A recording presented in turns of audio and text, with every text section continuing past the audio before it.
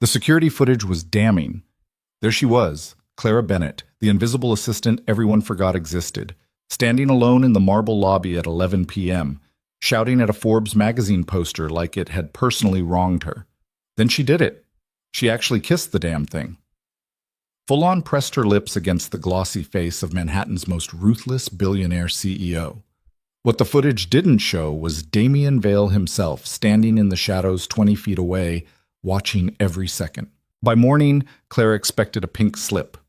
What she got instead changed everything. But I'm getting ahead of myself.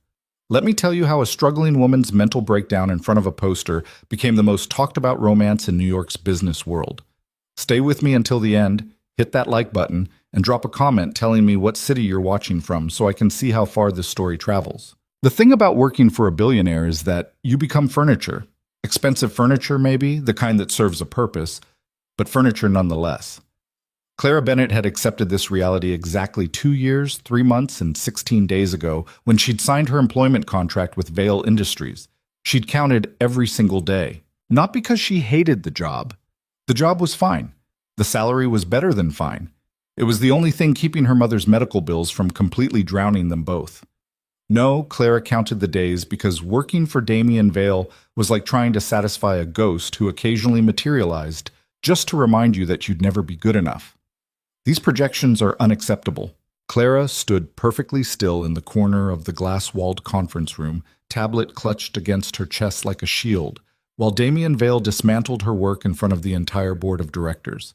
His voice wasn't raised. It never was. That was the thing about real power. It didn't need volume. The Henderson merger requires precision, not guesswork dressed up as analysis. He didn't even look at her while he spoke. His ice-blue eyes stayed fixed on the presentation screen, one hand adjusting the platinum cufflink at his wrist. I expect a complete revision by morning. By morning. It was already 7 p.m. Yes, Mr. Vale. Clara's voice came out steady. She'd practiced that, the art of sounding professional while being publicly humiliated. 2 years was plenty of time to master it. Damian finally glanced in her direction, and for half a second something flickered across his face. Clara couldn't read it. She'd given up trying to read him months ago. The man was a locked vault wrapped in expensive Italian wool. That's all. He dismissed her with 2 words and a slight movement of his hand. Clara walked out of that conference room with her spine straight and her expression neutral, just like she always did. She made it all the way to the elevator before her hands started shaking. The Forbes magazine was waiting for her in the lobby. Clara had walked past that poster 1,000 times. Maybe more. It was impossible to miss. A floor-to-ceiling photograph of Damian Vale himself, shot in moody black and white, with the headline, Manhattan's Ice King, How Damian Vale Built a Billion-Dollar Empire While Raising a Daughter Alone. Tonight, she stopped in front of it. The lobby was empty. The night security guard was making his rounds on the upper floors. The cleaning crew wouldn't arrive for another hour. It was just Clara and the poster, and 2 years of swallowed frustration that suddenly felt like it might choke her. You know what? Clara said to the photograph. Her voice echoed in the marble space. You're an asshole. The poster didn't respond, obviously. Do you know how many hours I spent on those projections? 73. 73 hours, Damian. I barely slept. I missed my mom's doctor's appointment. I lived on coffee and those disgusting protein bars from the vending machine, and you just... She made a dismissive gesture with her hand, mimicking his earlier movement. That's all. She stepped closer to the poster. Damian's photographed face stared back at her with that same unreadable expression he wore in real life. Sharp jaw. Perfect cheekbones. Eyes that looked straight through you. You're impossible to please. You know that? Completely impossible. I could present you with the cure for death itself, and you'd probably say the font choice was unacceptable. Clara laughed, but it came out broken. And the worst part? The absolute worst part is that you don't even know I exist. Not really. I'm just the assistant. The one who brings you coffee at exactly 6 a.m. Black, no sugar. The one who keeps your schedule running like clockwork. The one who reorganized your entire filing system and saved the company $300,000 in the process. But did you notice? Did you ever say thank you? Her eyes were burning now. Clara blinked hard. No. Because Damien Vale doesn't notice people like me. Why would he? I'm not a supermodel. I'm not a socialite. I'm not whatever gorgeous widow he met at that charity gala last month. I'm just Clara. Boring, invisible Clara who wears the same 3 suits on rotation because she can't afford more. Clara who takes the subway while you have a driver. Clara who goes home to a studio apartment in Queens while you go back to your penthouse that probably has more square footage than my entire building. She was crying now, actually crying. 2 years of holding everything in, and it was all coming out in front of a poster in an empty lobby at 11 p.m. on a Tuesday. And you want to know the most pathetic part? Clara's voice dropped to a whisper. I'm in love with you. How stupid is that? I'm in love with a man who doesn't know my favorite color, who probably couldn't tell you my middle name if his life depended on it, who looks at me and sees nothing but a function. She reached out and touched the poster, her fingers trembling against the glossy surface. But you're also brilliant, and when you smile, which is almost never, it's like the whole world lights up for just a second.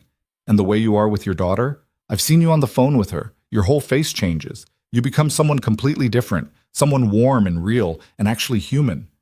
Clara closed her eyes. I hate that I love you. I hate it so much.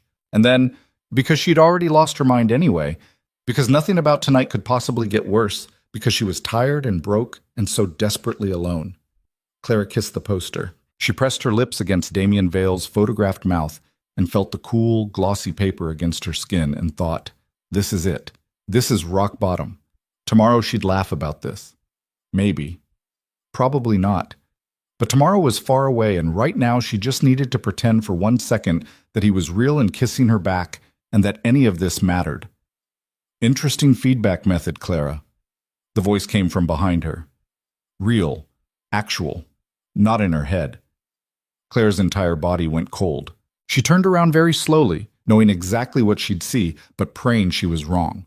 She wasn't wrong. Damien Vale stood 15 feet away, briefcase in hand, coat draped over his arm, watching her with an expression she couldn't even begin to decipher. The lobby tilted. Clara's vision tunneled. The last thing she registered before everything went black was the sound of expensive shoes hitting marble very fast, and then she was falling. When Clara woke up, she was lying on the leather couch in Damien's office. His office. The inner sanctum. The place she'd only been inside maybe 20 times in 2 years, and never, ever alone. She sat up too fast and immediately regretted it. Her head spun. Easy. Damien's voice came from somewhere to her left. You hit the floor pretty hard. Clara turned her head, slowly this time, and found him sitting in one of the chairs near the window, still in his suit, tie loosened at the collar. He had a glass of what looked like whiskey in his hand. Reality crashed back in. The poster, the confession, the kiss. Oh, God. Clara covered her face with both hands. I'm so sorry. I'm so sorry. I'll resign. Obviously, I'll resign. You don't need to fire me. I'll write the letter tonight and I'll be gone by... Why? Clara's hands dropped. What? Why would you resign? Damien took a sip of his whiskey, his eyes never leaving hers. You're the best assistant I've ever had. She blinked at him. I kissed your poster, while confessing that I'm in love with you after calling you an asshole. You called me impossible to please. There's a difference. The corner of his mouth twitched. Was that almost a smile? And technically, you kissed a photograph. I'm not sure that counts as workplace harassment. Clara stared at him. You're not firing me. No. Why not? Damien set his glass down on the side table and leaned forward, elbows on his knees. How long have you worked for me, Clara? 2 years, 3 months, 16 days. Something flickered in his expression. You counted. I count everything. She didn't know why she admitted that. Maybe because she'd already humiliated herself so thoroughly that a little more honesty couldn't hurt. It helps.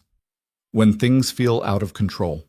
He was quiet for a long moment. Then, I didn't know about your mother. Clara's breath caught. What? You mentioned missing her doctor's appointment in your speech. He said the word carefully, like he wasn't quite sure what to call her lobby breakdown. What's wrong with her? Stage 3 breast cancer. The words came out automatically. Claire had said them so many times they'd stopped feeling real. She's responding to treatment, but it's expensive, really expensive. Damien's jaw tightened. Why didn't you tell me? Why would I? Clara heard the edge in her own voice. You pay me to do a job, not to share my personal problems. I'm not a monster, Clara. I never said you were. You called me an asshole. You are an asshole. The words were out before Clara could stop them. She waited for him to explode, to tell her to get out, to prove that her job was over after all. Instead, Damien Vale laughed. It was a real laugh, not the polite chuckle he gave donors at charity events. It was surprised and genuine, and it completely transformed his face. For 3 seconds, he looked like someone Clara had never met, someone younger, someone who hadn't spent the last 5 years building walls so high nobody could see over them. Fair enough, he said when he stopped laughing. I probably am. Clara didn't know what to do with this version of him. The Damien Vale she knew didn't laugh at insults. He destroyed the people who delivered them. Your projections were excellent, by the way. She stared at him. Excuse me? The Henderson merger projections. They were thorough, accurate, and exactly what we needed. I was testing you. Testing me. Claire's voice was flat. The board has been pushing for me to hire a new VP of strategic analysis. I needed to see how you'd handle pressure. Damien picked up his whiskey again. You handled it perfectly, right up until you kissed my poster. I didn't. Clara stopped, started over. You humiliated me in front of 15 people as a test? Yes. That's insane. That's business. He met her eyes. And you passed. Clara stood up. Her legs were still shaky, but anger was a surprisingly good stabilizer. I don't want your VP position. Why not? Because I don't want to work for someone who thinks psychological warfare is an appropriate interview technique. She grabbed her bag from where someone, probably Damien, had set it on the floor. I'll send my resignation letter in the morning. Clara, thank you for catching me when I fainted. Good night, Mr. Vale. She made it all the way to the door before he spoke again. Your favorite color is blue. Clara's hand froze on the doorknob. Navy blue, specifically, Damien continued. You wear it at least twice a week. Your middle name is Rose after your grandmother. You take the 7 train every morning, and you're always exactly 17 minutes early. You reorganized the filing system in March, and yes, I noticed. You drink your coffee with cream, no sugar. You have a habit of tucking your hair behind your left ear when you're nervous.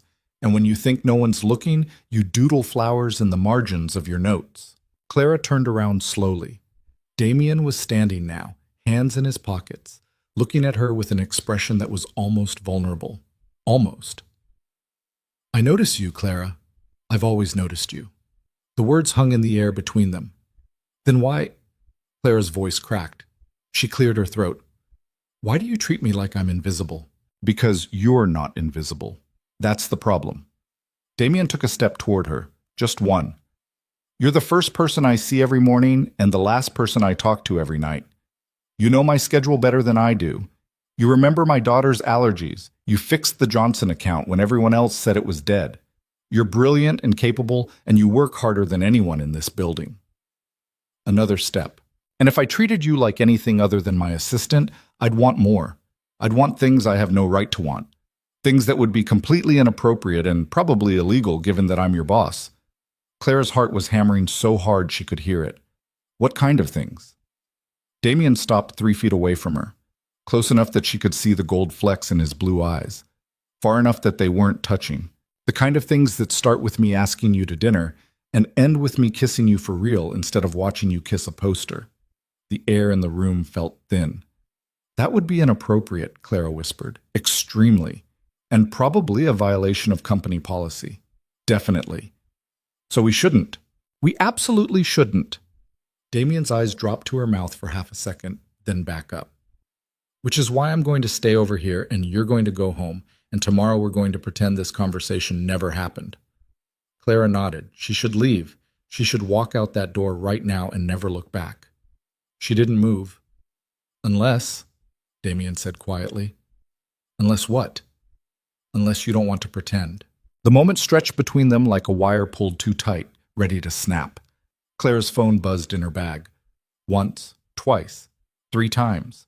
The sound shattered whatever spell had been holding them in place. She pulled out her phone with shaking hands. 3 messages from her mother's nurse. Your mom's asking for you. Nothing urgent, just wanted to hear your voice. Call when you can. Reality crashed back in. Her mother. Her real life. The one that existed outside this impossible conversation with a man who could never be anything more than her boss. I have to go, Clara said. Damien nodded. Something in his expression shuttered closed again, the vulnerable moment disappearing like it had never existed. Of course. Clara walked to the door for the second time. This time she made it all the way through.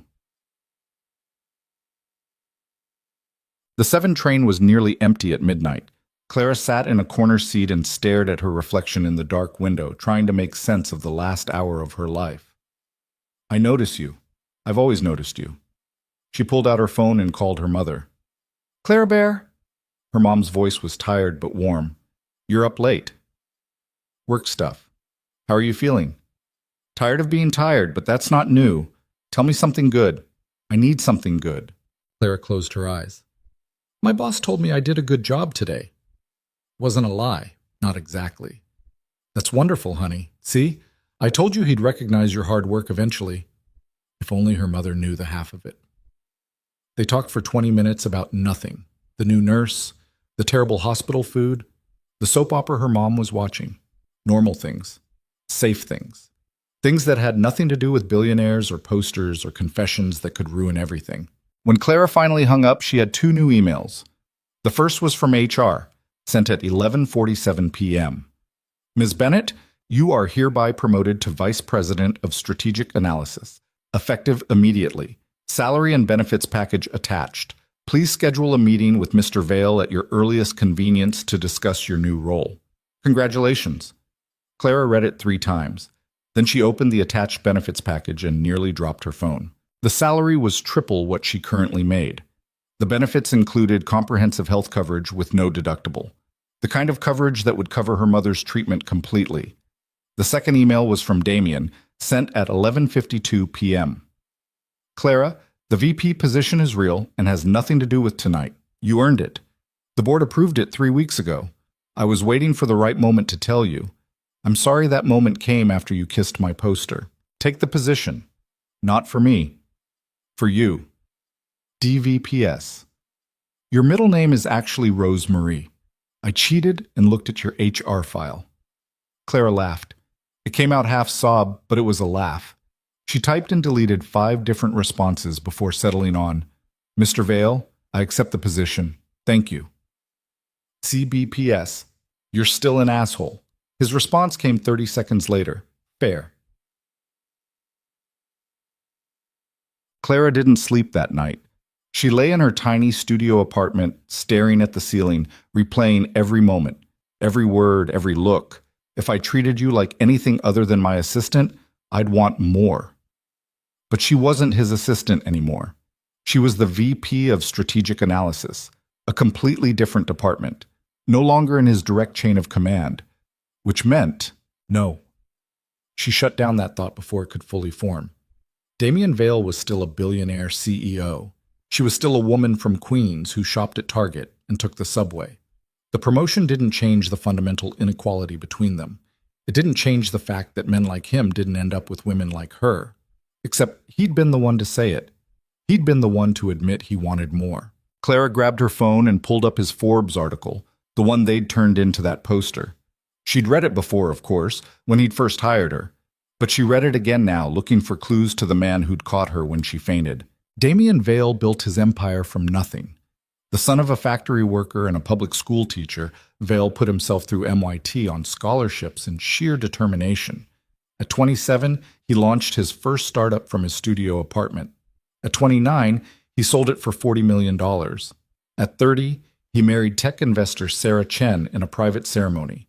At 31, his daughter Emma was born. At 32, his wife died in a car accident, leaving him a widowed single father and the sole CEO of Vale Industries.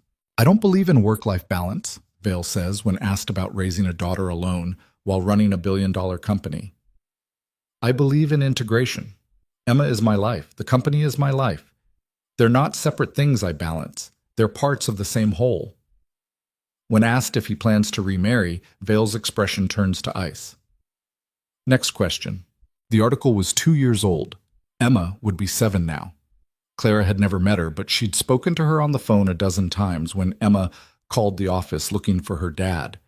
She had a lisp and loved unicorns and always said, "Thank you, Miss Clara," before hanging up. The idea of Damien Vale as a father, not the CEO, not the billionaire, but a dad who probably helped with homework and attended school plays, made him seem almost human. Almost like someone she could actually know. Clara's phone buzzed with another email. 3:27 a.m.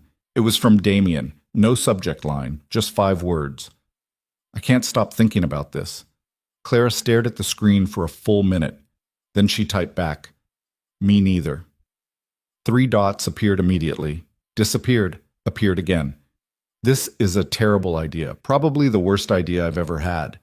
And I once tried to launch a cryptocurrency backed by artisanal cheese. Clara laughed out loud in her dark apartment. That can't be real. It was 2011. Everyone was making bad decisions. Did it work? I lost $70,000 in 3 weeks. So no. Another pause. Then, Clara, yes? Are we really doing this? She knew what he was asking, not about emails at 3:30 in the morning. About everything, about crossing a line that once crossed couldn't be uncrossed. Clara thought about her mother, about medical bills, about the fact that this promotion meant she could finally breathe. She thought about everything she had to lose. Then she thought about the way Damien had looked at her in his office, like she was the only real thing in the room. I don't know. Are we? The response took longer this time. Long enough that Clara wondered if he'd changed his mind, if sanity had prevailed. Then her phone rang. "Don't accept this call if you're not sure," Damien said the second she picked up. "No greeting, no small talk. Because if you say yes, I'm going to ask you to have breakfast with me tomorrow. Today. In 5 hours. And I'm going to spend those 5 hours trying to figure out how to do this without destroying both our careers." Clara's heart was racing. What if there's no way to do it without destroying both our careers? Then we'll rebuild them. His voice was quiet, but certain. I've started from nothing before. I can do it again. That's insane. Probably. We barely know each other. Then let me fix that. A pause. Please. Clara closed her eyes. Every logical part of her brain was screaming that this was a mistake, that billionaires didn't fall for their assistants, former assistants, in real life, that this was how people got hurt. But there was another part, the part that had loved him quietly for 2 years, that wanted to be brave just once. "Okay," she whispered. "Okay." "Breakfast, 5 hours, but somewhere normal. No fancy restaurants where I'll need a translator for the menu." She could hear the smile in his voice. "There's a diner on 53rd that makes excellent pancakes." "You know a diner?" "I have a 7-year-old daughter. I know all the diners." "Right." Emma, the daughter, the whole other human being who would be affected by whatever this was. "Damien, I know," he said quietly. "Believe me, I know. Emma is my first priority. Always. Which is why we're going to take this slow. Figure out what this is before it becomes anything she needs to know about. And if it doesn't become anything, then at least we tried. At least we were brave enough to find out." Clara pulled her blanket tighter around herself. "The cheese cryptocurrency thing is still bothering me." He laughed. "It was called Cheddar Chain. The logo was a mouse." Oh my God. In my defense, I was 29 and thought I was smarter than I actually was. And now? Now I'm 32 and positive I'm not as smart as I thought I was at 29. A pause. Especially when it comes to noticing the things that actually matter. Clara's throat tightened. "Damien?" 5 hours, Clara. 53rd Street Diner. I'll be the one desperately trying not to screw this up. What if I desperately try not to screw it up too? Then maybe between us we'll get it half right. They stayed on the phone for another hour, talking about nothing and everything. Clara learned that Damien hated cilantro and loved terrible action movies and fell asleep reading science fiction novels to Emma every night. He learned that Clara had wanted to be an architect before her mother got sick, that she'd never been out of the country, that she was terrified of birds for no logical reason. When they finally hung up at 4:47 a.m., Clara was smiling. She had 13 minutes to panic before she needed to start getting ready. It was enough. The 53rd Street Diner was exactly the kind of place Clara would never have imagined Damien Vale eating. Cracked vinyl booths, a jukebox that probably hadn't worked since 1987, and a waitress who called everyone Hon and looked like she'd cut you if you didn't leave a good tip. Damien was already there when Clara arrived, sitting in a corner booth, wearing jeans and a plain black t-shirt instead of his usual suit. He looked nervous. Damien Vale, Manhattan's Ice King, looked actually nervous. "You're early," Clara said, sliding into the booth across from him. "You're 17 minutes early," he countered. "So, technically, you're earlier." 17 minutes is my standard early." "I know," he smiled. "I timed my arrival accordingly." The waitress appeared with coffee and an expression that suggested she'd seen everything and judged most of it. "What'll it be?" "Pancakes," Clara said. "Same," Damien added. The waitress grunted and disappeared. They sat in silence for a moment. Not awkward exactly, but loaded with everything they hadn't said yet. "So," Clara finally said. "So," Damien echoed. "This is weird. Extremely weird. Good weird or bad weird?" He considered this. "I'll let you know after the pancakes." Clara laughed, and just like that, the tension broke. They talked while they ate. Real conversation, not the careful professional exchanges they'd perfected over 2 years. Damien told her about Emma's current obsession with marine biology and how their apartment was slowly filling with library books about octopi. Clara told him about her mother's terrible taste in daytime television and how she'd developed strong opinions about fictional characters' relationship choices. "Your mom sounds amazing," Damien said. "She is. You'd like her. She has no filter and exactly zero patience for bullshit." "Sounds like someone else I know." Clara raised an eyebrow. "I have plenty of patience for bullshit. I worked for you for 2 years."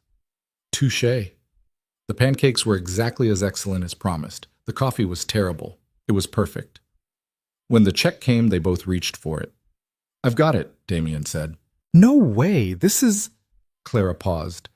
"Actually, I don't know what this is, but I'm buying my own pancakes." "Clara." "Damien." She met his eyes. "I need this to be equal, or as equal as it can be, which means I'm buying my own damn pancakes." He studied her for a long moment, then nodded. "Okay, but next time I'm buying." "Next time? There's going to be a next time, right?" Clara smiled. "Yeah, I think there is." They split the check and left the diner as the sun was fully up, Manhattan coming to life around them in all its chaotic glory. "I should go," Clara said, even though she didn't want to. "I have a meeting with HR about my new position, and you probably have actual CEO things to do." "Probably." Damien shoved his hands in his pockets. "Clara?" "Yeah?" "Thank you for taking a chance on this. On me. Thank you for catching me when I fainted. Thank you for calling me an asshole. I needed to hear it." They stood there on the sidewalk, two people who'd worked together for 2 years but were just starting to actually see each other, neither quite ready to walk away. Finally, Damien said, "I'll see you tomorrow? At work?" "At work," Clara confirmed, "where we'll be completely professional. Absolutely professional. This never happened." "What never happened?" Clara grinned. "Exactly." She turned to leave, then stopped, turned back. Before she could overthink it, she stood on her toes and kissed his cheek. "For the record," she said quietly, "kissing the real thing is much better than kissing a poster." She walked away before she could see his reaction, but she heard his laugh follow her down the street. It was the best sound she'd heard in years. The problem with secrets was that they had a weight to them. Clara felt it every time she walked into Vale Industries on Monday morning, past the poster that had started everything, through the lobby where she'd had her breakdown, into the elevator that took her to the executive floor where Damien's office sat like a fortress she was no longer allowed to breach. Except now she had her own office. 3 doors down from his, with actual windows and a door that closed and a nameplate that read, Clara Bennett, VP of Strategic Analysis. It felt surreal, all of it. "Morning, Ms. Bennett." The receptionist smiled at her with something that looked almost like respect. That was new too. Morning, Kelly, and it's still just Clara. Not anymore, it's not. Kelly handed her a stack of folders. Your team briefing is at 9. Mr. Vale wants the Henderson analysis by Thursday, and you have about 600 emails from people who suddenly remember you exist. Clara winced. The promotion announcement had gone out Friday afternoon. She'd spent the entire weekend fielding congratulations messages from colleagues who'd never spoken to her before, and suspicious inquiries from the ones who had. The prevailing theory seemed to be that she'd slept her way to the top. If only they knew how far from the truth that was. She and Damien had been painfully, almost comically careful. One breakfast. That was it.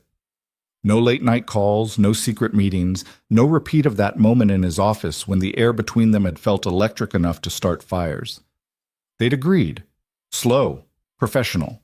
Figure out what this was before it became anything. Turned out slow meant Clara spent most of her time wondering if she'd imagined the whole thing.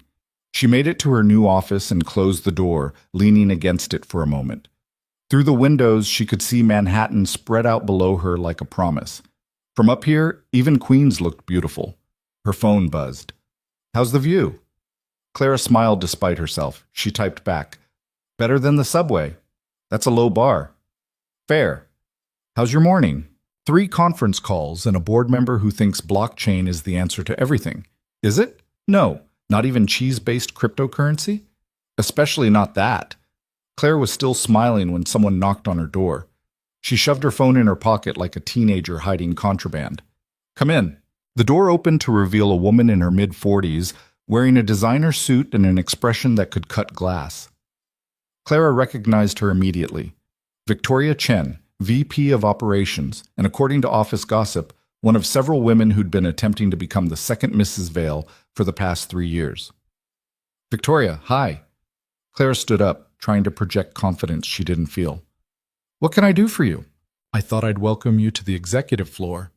Victoria's smile didn't reach her eyes. It's quite a jump from assistant to VP. You must be very talented. There it was. The implication dressed up as a compliment. I work hard, Claire said evenly. Of course you do. I'm sure that's exactly why Damien promoted you. Victoria walked further into the office, her heels clicking on the hardwood. Though I have to admit the timing is interesting. How long have you two been sleeping together? Clara's face went hot. Excuse me? Oh, please. Everyone's thinking it. I'm just the only one with the spine to ask. Victoria examined her manicured nails. It's fine, really. Damien has a type. Young, grateful, easily impressed. You're not the first assistant he's taken under his wing.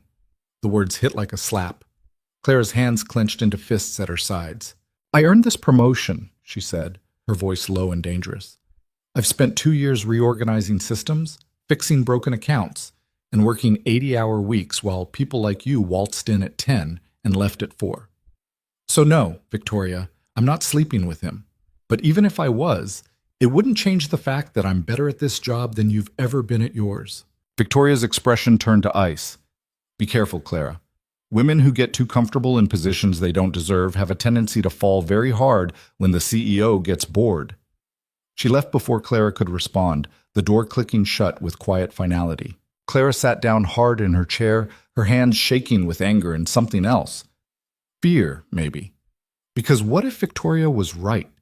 Not about Clara not deserving the promotion, but about the rest of it. What if she was just another in a long line of women who'd briefly caught Damien Vale's attention before he moved on to someone more suitable? Her phone buzzed again. You okay? I just passed Victoria in the hall and she looked homicidal. Clara stared at the message. She typed and deleted 3 different responses before settling on, she welcomed me to the executive floor. That bad? She thinks we're sleeping together. The 3 dots appeared and disappeared several times. Finally, I'll talk to her. Don't. It'll make it worse. Clara, I mean it. I can handle Victoria Chen.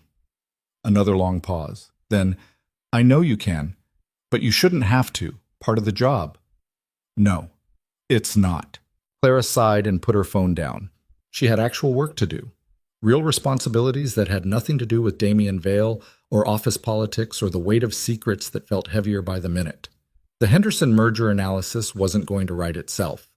She lost herself in spreadsheets and market projections for the next 4 hours, only surfacing when her assistant, she had an assistant now, a sharp kid fresh out of Columbia named Marcus, knocked to tell her about the team briefing. The meeting went better than expected. Her new team was small but competent, and if they had opinions about her rapid promotion, they kept them professional. By the time everyone filed out, Clara actually felt like she might survive this. "Miss Bennett?" Marcus stuck his head back in. "Mr. Vale's assistant called. He wants to see you in his office." Clara's stomach flipped. "When?" "Now. If you're available." She was already standing. "Tell her I'm on my way." The walk to Damien's office felt longer than it should have. Clara passed the break room where 2 junior analysts went silent when they saw her. She passed the conference room where she'd been humiliated less than a week ago. She passed Victoria's office, where the door was firmly closed. Damien's assistant, a formidable woman named Patricia, who'd been with him since the beginning, waved Clara through without comment. Damien was standing by his window when she entered, hands in his pockets, looking out at the city. He turned when he heard the door close. That was fast. "You're the CEO. When you say now, people generally interpret that as now." Clara stayed near the door, hyper-aware of the glass walls, the fact that anyone walking by could see them. "What's up?" "Close the blinds." Clara's eyebrows rose. "That's not going to help the rumors." "I don't care about the rumors." But he said it quietly, and Clara could see the tension in his shoulders. She closed the blinds anyway. The moment the last one clicked shut, Damien crossed to her in 3 strides and kissed her. It wasn't like the soft, tentative kiss she'd given him on the sidewalk outside the diner. This was urgent and a little desperate, his hands cupping her face like she might disappear if he let go. Clara kissed him back for exactly 3 seconds before her brain caught up with her body. She pulled away, breathing hard. "Damien, I know, I'm sorry, He raked a hand through his hair, destroying its usual perfect styling. "Victoria cornered me after her little visit to your office. She made it very clear that everyone thinks I promoted you because we're involved. We're not involved. Not really. One breakfast doesn't count as involved. I want to be." The words came out fierce. "I want to take you to dinner at a restaurant with tablecloths and wine that costs too much. I want to hold your hand in public. I want to stop pretending that breakfast was just breakfast when we both know it was the best morning I've had in 5 years." Clara's heart was hammering. "We agreed to take it slow." "Slow is killing me. Slow is smart." She took a step back, needing distance to think. "Damien, if we do this now, everyone will say Victoria was right. They'll say I slept my way into this position. Every decision I make, every project I lead. It'll all be tainted by the assumption that I'm only here because the CEO wants me in his bed." "I don't care what they think." "I do." Clara's voice cracked. "I care because I worked for this. I earned this, and I'm not going to let gossip take that away from me." Damien was quiet for a long moment, then, "What do you want to do?" Clara stopped, started over. "I want to prove to everyone, including myself, that I deserve to be here. I want to run my department successfully for at least 6 months before we even think about going public with whatever this is." 6 months. Minimum. That's a long time, Clara. It's the smart play. You know it is. She met his eyes. Unless you can't wait that long. Unless this is just, Don't. Damien closed the distance between them again, but didn't touch her this time. "Don't assume you know what this is to me. You have no idea how long I've been trying not to want you. Then prove it. Wait for me. Let me build something here that's mine, separate from you. Let me earn the respect of this company on my own terms." Clara's voice dropped to a whisper. "Please." She watched emotions flicker across his face, frustration, understanding, something that looked like pride. "Okay," he said finally. 6 months. But Clara? Yeah? "I'm still going to want to kiss you every time you walk into a room. I'm just going to be better at hiding it." "Good, because I'm going to want to let you." She smiled, sad and hopeful at once. "We're adults. We can handle this." "Right, adults." Damien didn't sound convinced. Clara moved to the door, then paused with her hand on the handle. "For what it's worth, that breakfast was the best morning I've had in forever, too." She left before he could respond. before she could change her mind and throw all her good intentions out the window along with her career. The next 6 weeks were torture. Clara threw herself into work with an intensity that bordered on obsessive. She arrived before anyone else and left after everyone was gone. She took on the Henderson merger and 3 other major projects. She restructured her entire department's workflow and increased their output by 37%. She was exceptional. Everyone said so. And every single day she had to watch Damien Vale from a professional distance while pretending her heart didn't skip every time their eyes met across a conference table. They were so careful. Painfully, meticulously careful. No private meetings unless Patricia was present. No emails that couldn't be read aloud in court. No lingering glances that anyone could misinterpret. At night, though, they talked. Never calls. Too risky, too easy to get lost in his voice. But texts became their lifeline.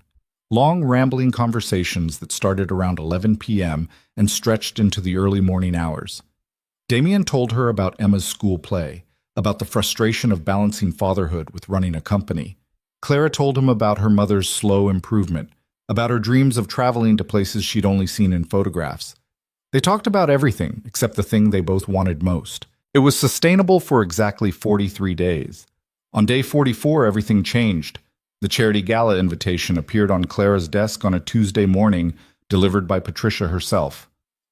"Mr. Vale thought you should have this," Patricia said, her expression carefully neutral. Clara opened the heavy cream envelope. The Riverside Foundation annual gala. Black tie. This Saturday at the Plaza. "Why does he think I should have this?" "Because every VP is expected to attend. It's good for the company image." Patricia paused. "He also asked me to tell you that several major donors will be there who might be interested in discussing the Henderson merger.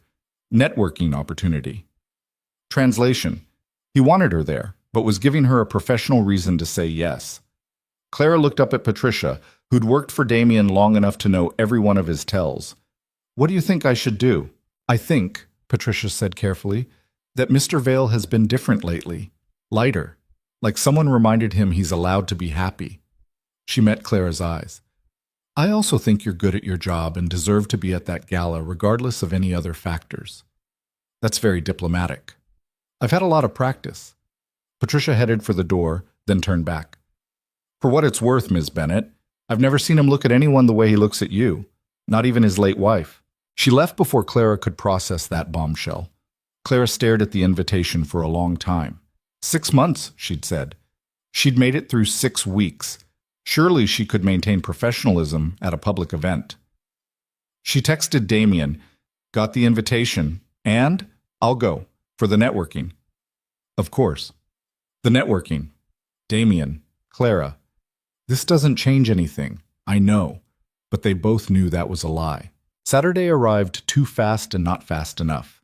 Clara spent an embarrassing amount of money on a dress she couldn't afford, navy blue because Damien had noticed it was her favorite, with a neckline that was professional but not entirely innocent. The plaza was exactly as overwhelming as she'd expected. Everywhere Clara looked, there were celebrities, politicians, old money, and new money all mixed together in a glittering display of wealth that made her studio apartment feel even smaller by comparison. She spotted Damien immediately. He stood near the bar, wearing a tuxedo that probably cost more than her monthly rent, talking to a man Clara recognized as the governor. Even from across the room, he was magnetic. Then he saw her. The conversation with the governor continued, but Damien's eyes tracked Clara's movement through the crowd like he couldn't help himself. She felt the weight of his gaze like a physical thing. "Clara Bennett?" A voice beside her. She turned to find a man about her age, handsome in an easy, unthreatening way, holding 2 champagne flutes. "I'm James Morrison. I work in acquisitions at Preston Holdings. I've been reading your analysis on the Henderson merger. It's impressive." "Thank you." Clara accepted the champagne he offered, grateful for something to do with her hands. "I was hoping to pick your brain about your risk assessment model. Preston is considering a similar move, and your approach is brilliant." He was charming, genuinely interested in her work, the kind of man Clara would have found attractive 6 months ago. Now, all she could think about was whether Damien was watching. She talked shop with James for 20 minutes, actually enjoying the conversation, until she felt a presence behind her. "Morrison."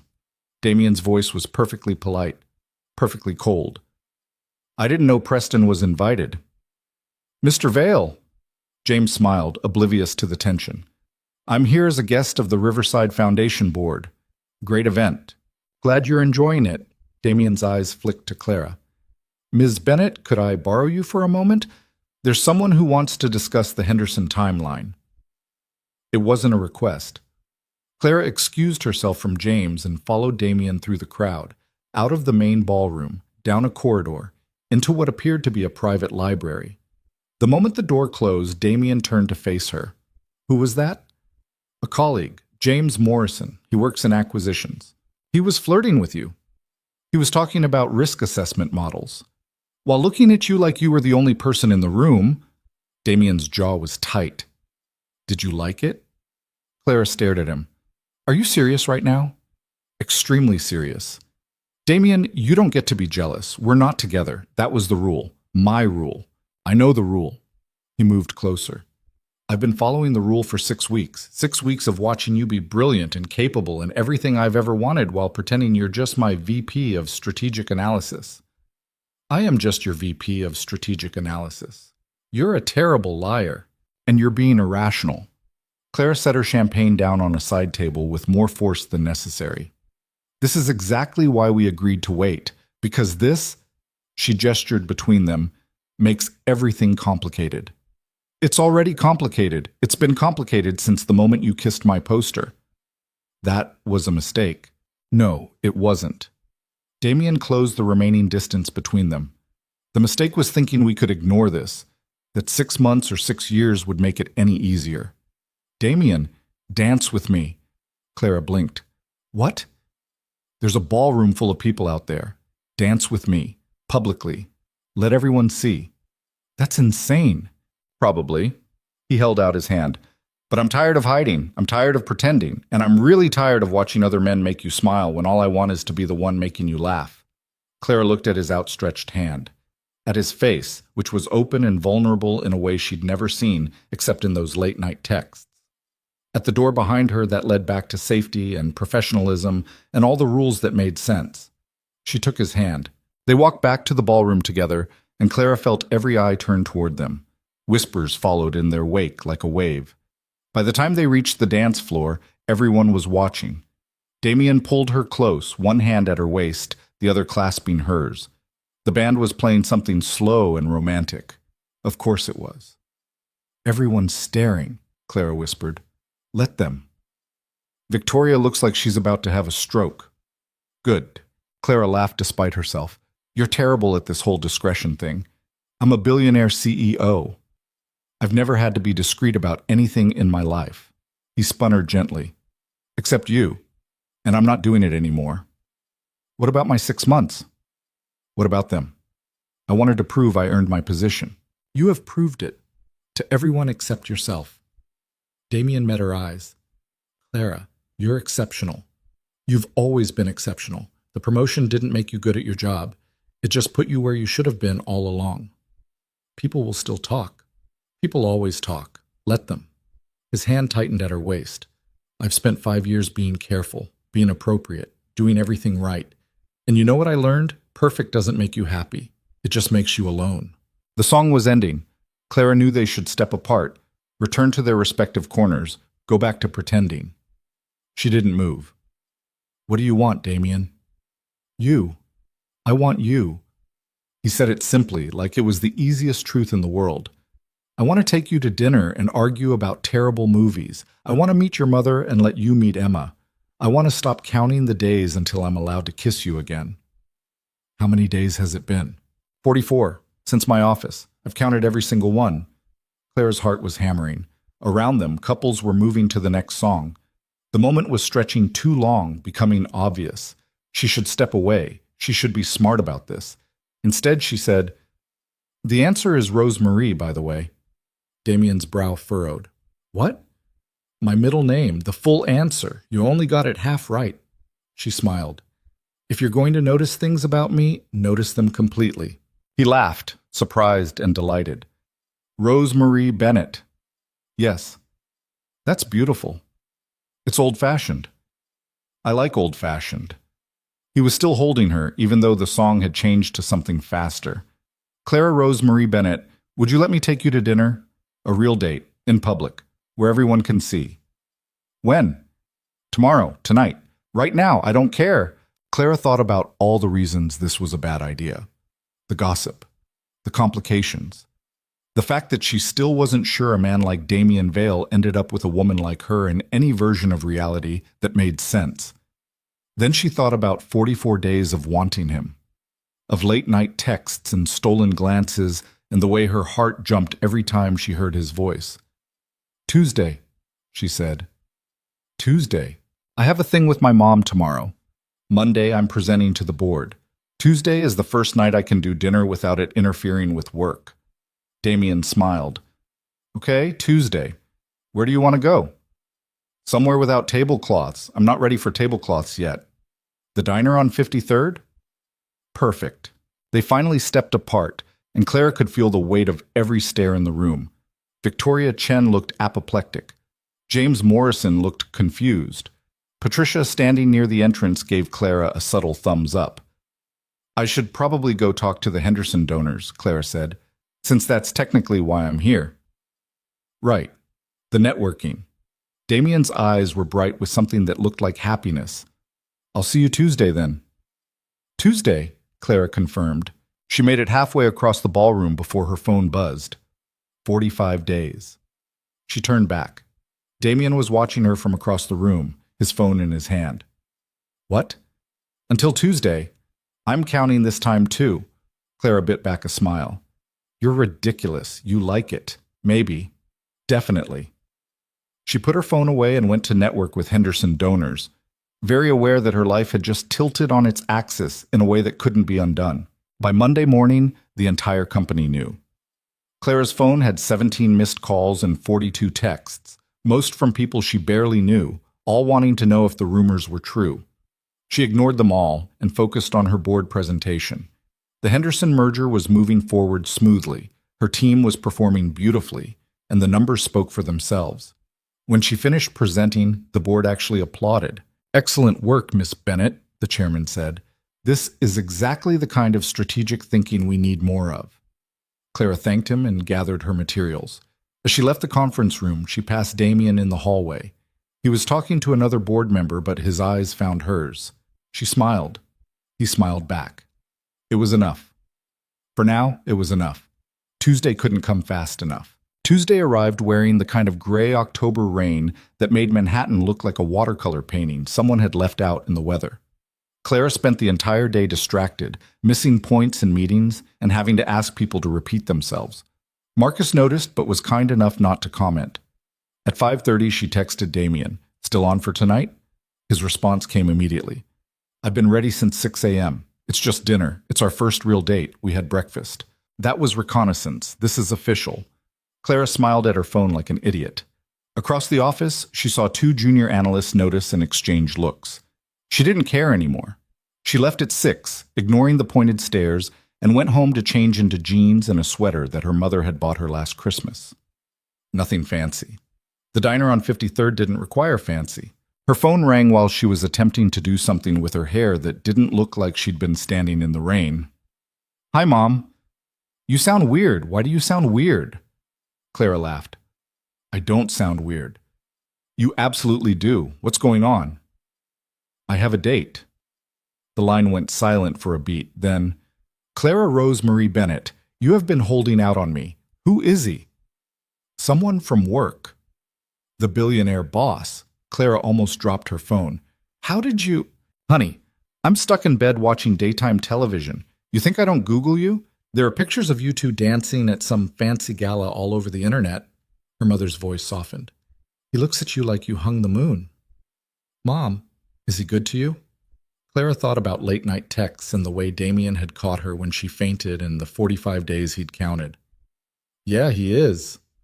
"Then go. Have your date. Be happy. You deserve to be happy, baby." They talked for a few more minutes before Clara hung up, her eyes suspiciously wet. She finished fighting with her hair, gave up, and pulled it back in a ponytail. Good enough. The diner was exactly how she remembered it. Cracked vinyl, terrible coffee, pancakes that could fix bad days. Damien was already in their corner booth, still in his work clothes but with his tie gone and his sleeves rolled up. He stood when she approached. Actual stood up like they were in some old movie. Hi. Hi. Clara slid into the booth across from him. You didn't have to stand. My mother would haunt me if I didn't. He sat back down, looking almost nervous. Damien Vale, Manhattan's Ice King, was nervous about a date at a diner. The same waitress from before appeared, looking unsurprised to see them. Back again. Apparently so, Damien said. Same order? Clara nodded. Pancakes sound perfect. The waitress grunted and disappeared, leaving them alone in their bubble of cracked vinyl and fluorescent lighting. So, Clara said. So, Damien echoed, just like last time. This is less weird than the first time. Is it? I feel like I might throw up. Clara laughed. You're a billionaire CEO. You negotiate million-dollar deals before breakfast. How is this making you nervous? Because those deals don't matter. He met her eyes. You matter. The words landed between them like something physical. Clara's throat tightened. I don't know how to do this, she admitted. I haven't dated anyone in 3 years. And even that was just some guy from my building who turned out to be married. I've been on exactly 2 dates since my wife died. Both were disasters orchestrated by well-meaning friends who thought I needed to get back out there. Damien grimaced. One woman spent the entire evening talking about her portfolio. The other asked if Emma came with a nanny because she wasn't the mothering type. That's horrible. It was clarifying, made it very clear what I wasn't looking for. He paused. Then you kissed my poster and everything got complicated. I'm still sorry about that. I'm not. The corner of his mouth lifted. Best thing that's happened to me in 5 years. The pancakes arrived, interrupting whatever Clara might have said to that. They ate in comfortable silence for a few minutes before Damien spoke again. Tell me something true. Something I don't know. Clara considered this. I wanted to be an architect. Before my mom got sick, I was 2 semesters away from my degree. I was going to design buildings that made people feel something, spaces that mattered. Why didn't you finish? Medical bills don't pay themselves. I needed a job that paid actual money, not an internship that might lead to something eventually. She took a bite of pancake. I don't regret it. My mom needed me. But sometimes I wonder what I gave up. Damien was quiet for a moment. You still design things. You designed the entire restructure of your department. The Henderson merger strategy is architecture, just with numbers instead of buildings. It's not the same. No. But it's still brilliant. He met her eyes. And nothing says you can't go back. Finish the degree. Design buildings that make people feel something. On what planet do I have time for that? On the planet where you're dating someone who owns a company and can make sure you have the flexibility to do both. Damien said it casually, like he was discussing the weather. If that's something you wanted. Clara stared at him. You can't just rearrange my career so I can pursue old dreams. Why not? Because that's not how the world works. It's how my world works. He reached across the table and took her hand. Clara, I have more money than I could spend in 5 lifetimes. What's the point of any of it if I can't use it to help the people I care about be happy? I don't want your money. I know, that's one of the things I love about you. He said it so simply, like he hadn't just used the word love for the first time. But wanting to help someone isn't the same as thinking they need rescuing. You're the most capable person I know. I'm just saying if there's something you want, I'd like to help you get it. Clara's eyes were burning. You can't just say things like that. Why not? Because I'm trying really hard not to fall completely in love with you, and you're making it very difficult. Damien's thumb traced circles on the back of her hand. What if I told you I stopped trying weeks ago? The air between them felt charged. Clara was suddenly very aware of his hand on hers, the way he was looking at her like she was the only real thing in the room. We're in public, she managed. I don't care. People will take pictures. Let them. He stood up, pulling her with him. Come on. Where are we going? You'll see. Damien left cash on the table and led her out of the diner into the October rain. It was coming down harder now, soaking through Clara's sweater in seconds. Damien, what? He kissed her. Not the desperate kiss from his office or the sweet kiss she'd given him on the sidewalk. This was something else entirely. This was a promise and a question and an answer all at once. Clara kissed him back, rain streaming down their faces, not caring that they were standing on a Manhattan sidewalk in the middle of a downpour. When they finally broke apart, both breathing hard, Damien rested his forehead against hers. "I've wanted to do that for 45 days. "It was worth the wait," Clara whispered. "Come home with me." Clara pulled back. "Damien, not like that. I mean, eventually like that, but not tonight." He was talking fast, nervous again. "Emma's at a sleepover. The penthouse is empty. I just want more time with you. We can watch terrible movies and argue about them. That's all. I promise." Clara should say no. This was moving too fast, too intense. They'd barely started dating and he was already asking her to his home. "Okay," she heard herself say. They caught a cab because the rain made finding his driver impossible. Clara had never been in Damien's personal car, much less his home. The 15-minute ride felt simultaneously too long and not long enough. The penthouse was everything Clara expected and nothing like she'd imagined. Yes, it was huge and expensive with floor-to-ceiling windows that made Manhattan look like a toy city below them, but it was also lived in. There were Emma's drawings on the fridge, science textbooks scattered on the coffee table, a blanket fort in the corner of the living room that looked like it had been there for weeks. "Sorry about the mess," Damien said, suddenly self-conscious. "Emma's going through a fort-building phase and I can't bring myself to take it down." "It's perfect," Clara said, and meant it. They ended up on the couch with blankets and tea because coffee seemed too intense for 10 p.m. on a Tuesday. Damien scrolled through his streaming services until Clara stopped him on something ridiculous. "Sharknado? Really? You said terrible movies. This is objectively terrible. I was thinking more along the lines of bad rom-coms." "Where's the fun in that?" Clara grabbed the remote from him. "We're watching Sharknado." It was every bit as awful as promised. They made it 20 minutes before they were both laughing too hard to pay attention to the screen. "This is the worst thing I've ever seen," Damien said. "That shark just ate a helicopter. The physics don't even make sense." "Nothing about this makes sense." "That's the point." Clara was curled against him now, though she wasn't sure when that had happened. It felt natural, easy, like they'd been doing this for years instead of hours. Damien's arm tightened around her. "Can I ask you something?" "Sure." "What happened?" 3 years ago. The guy who was married." Clara grimaced. "That's a mood killer."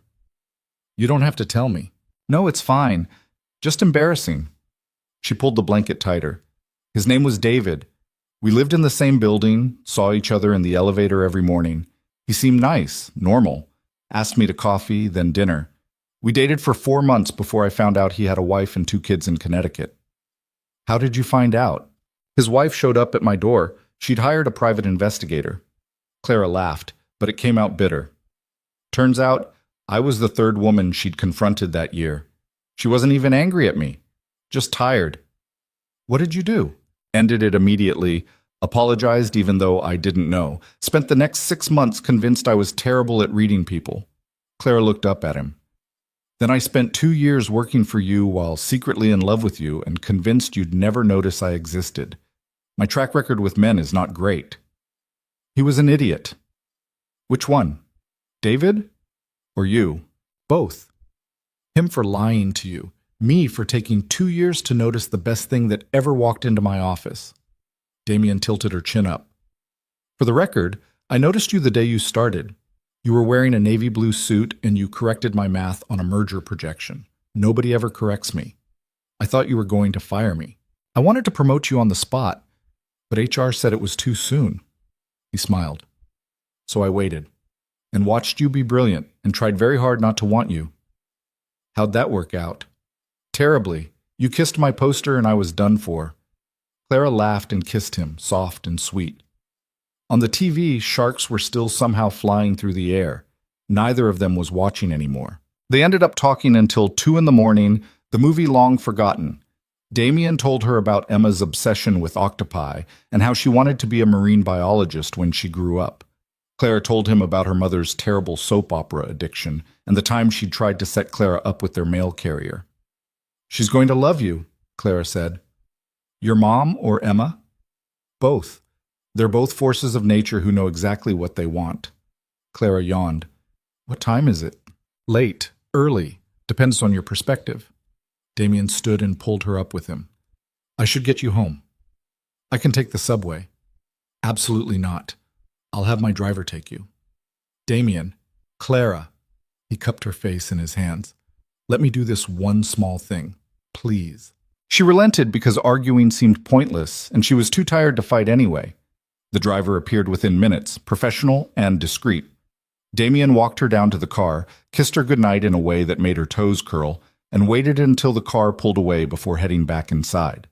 Clara made it home at almost 3 a.m. and fell into bed with her clothes still on, a stupid smile on her face. Her phone buzzed. Thank you for tonight.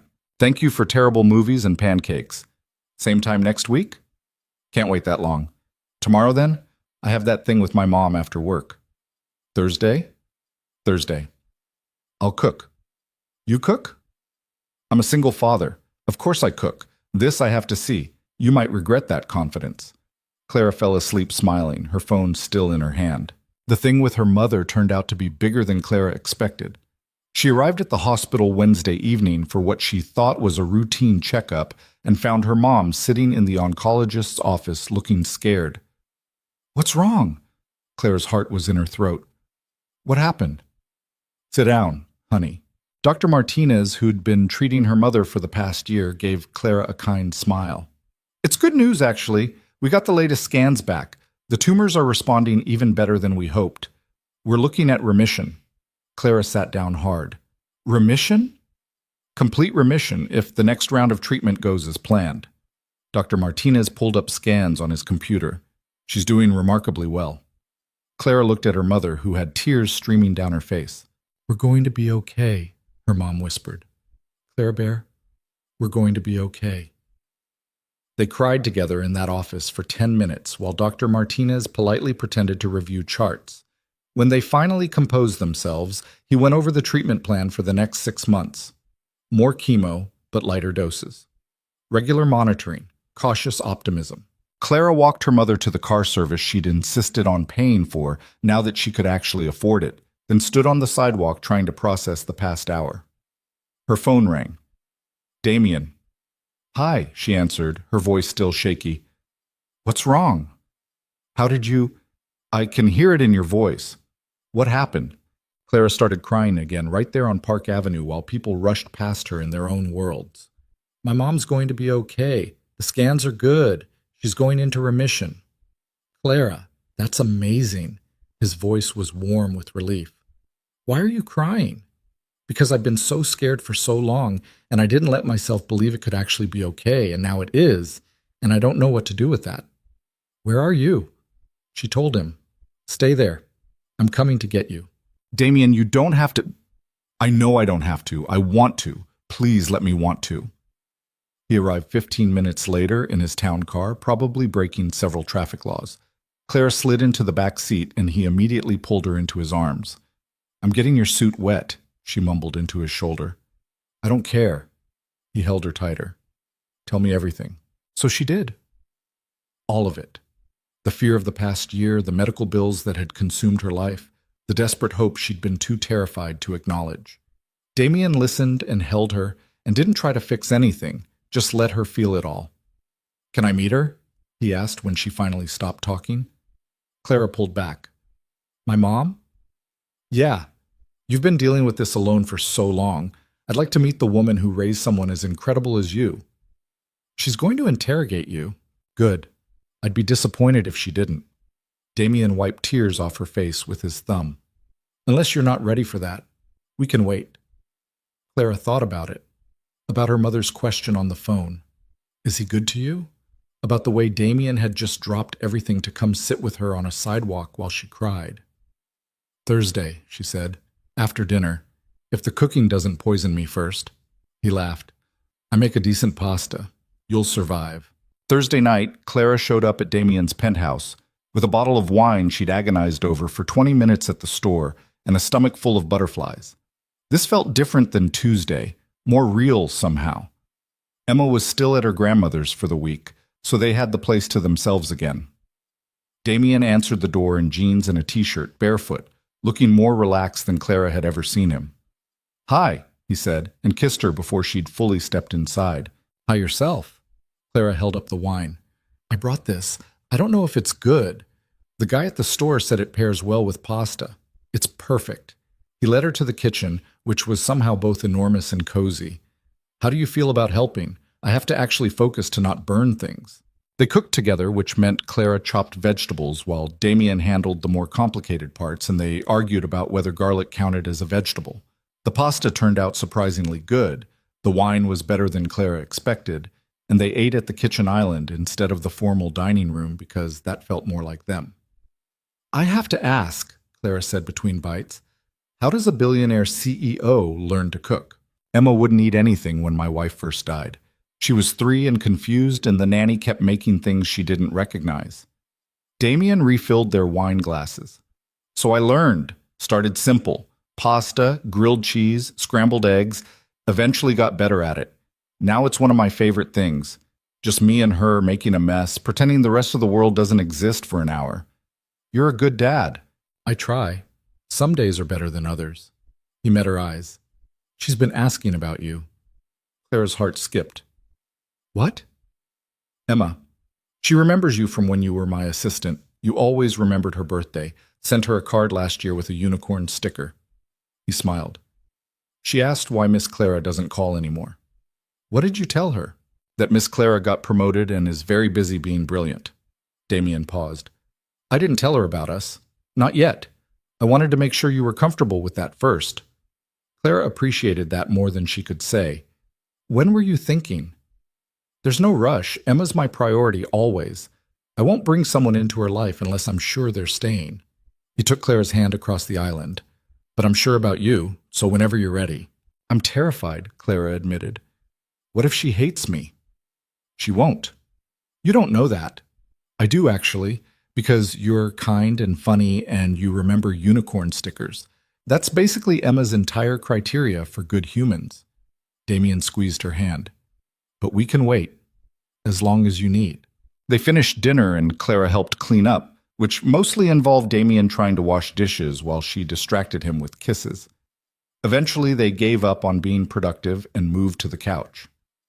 Ready to meet my mom? Clara asked. Is this a test? Absolutely. What happens if I fail? Then you're dating someone whose mother doesn't approve, which will make family dinners extremely awkward. No pressure then. But he was smiling.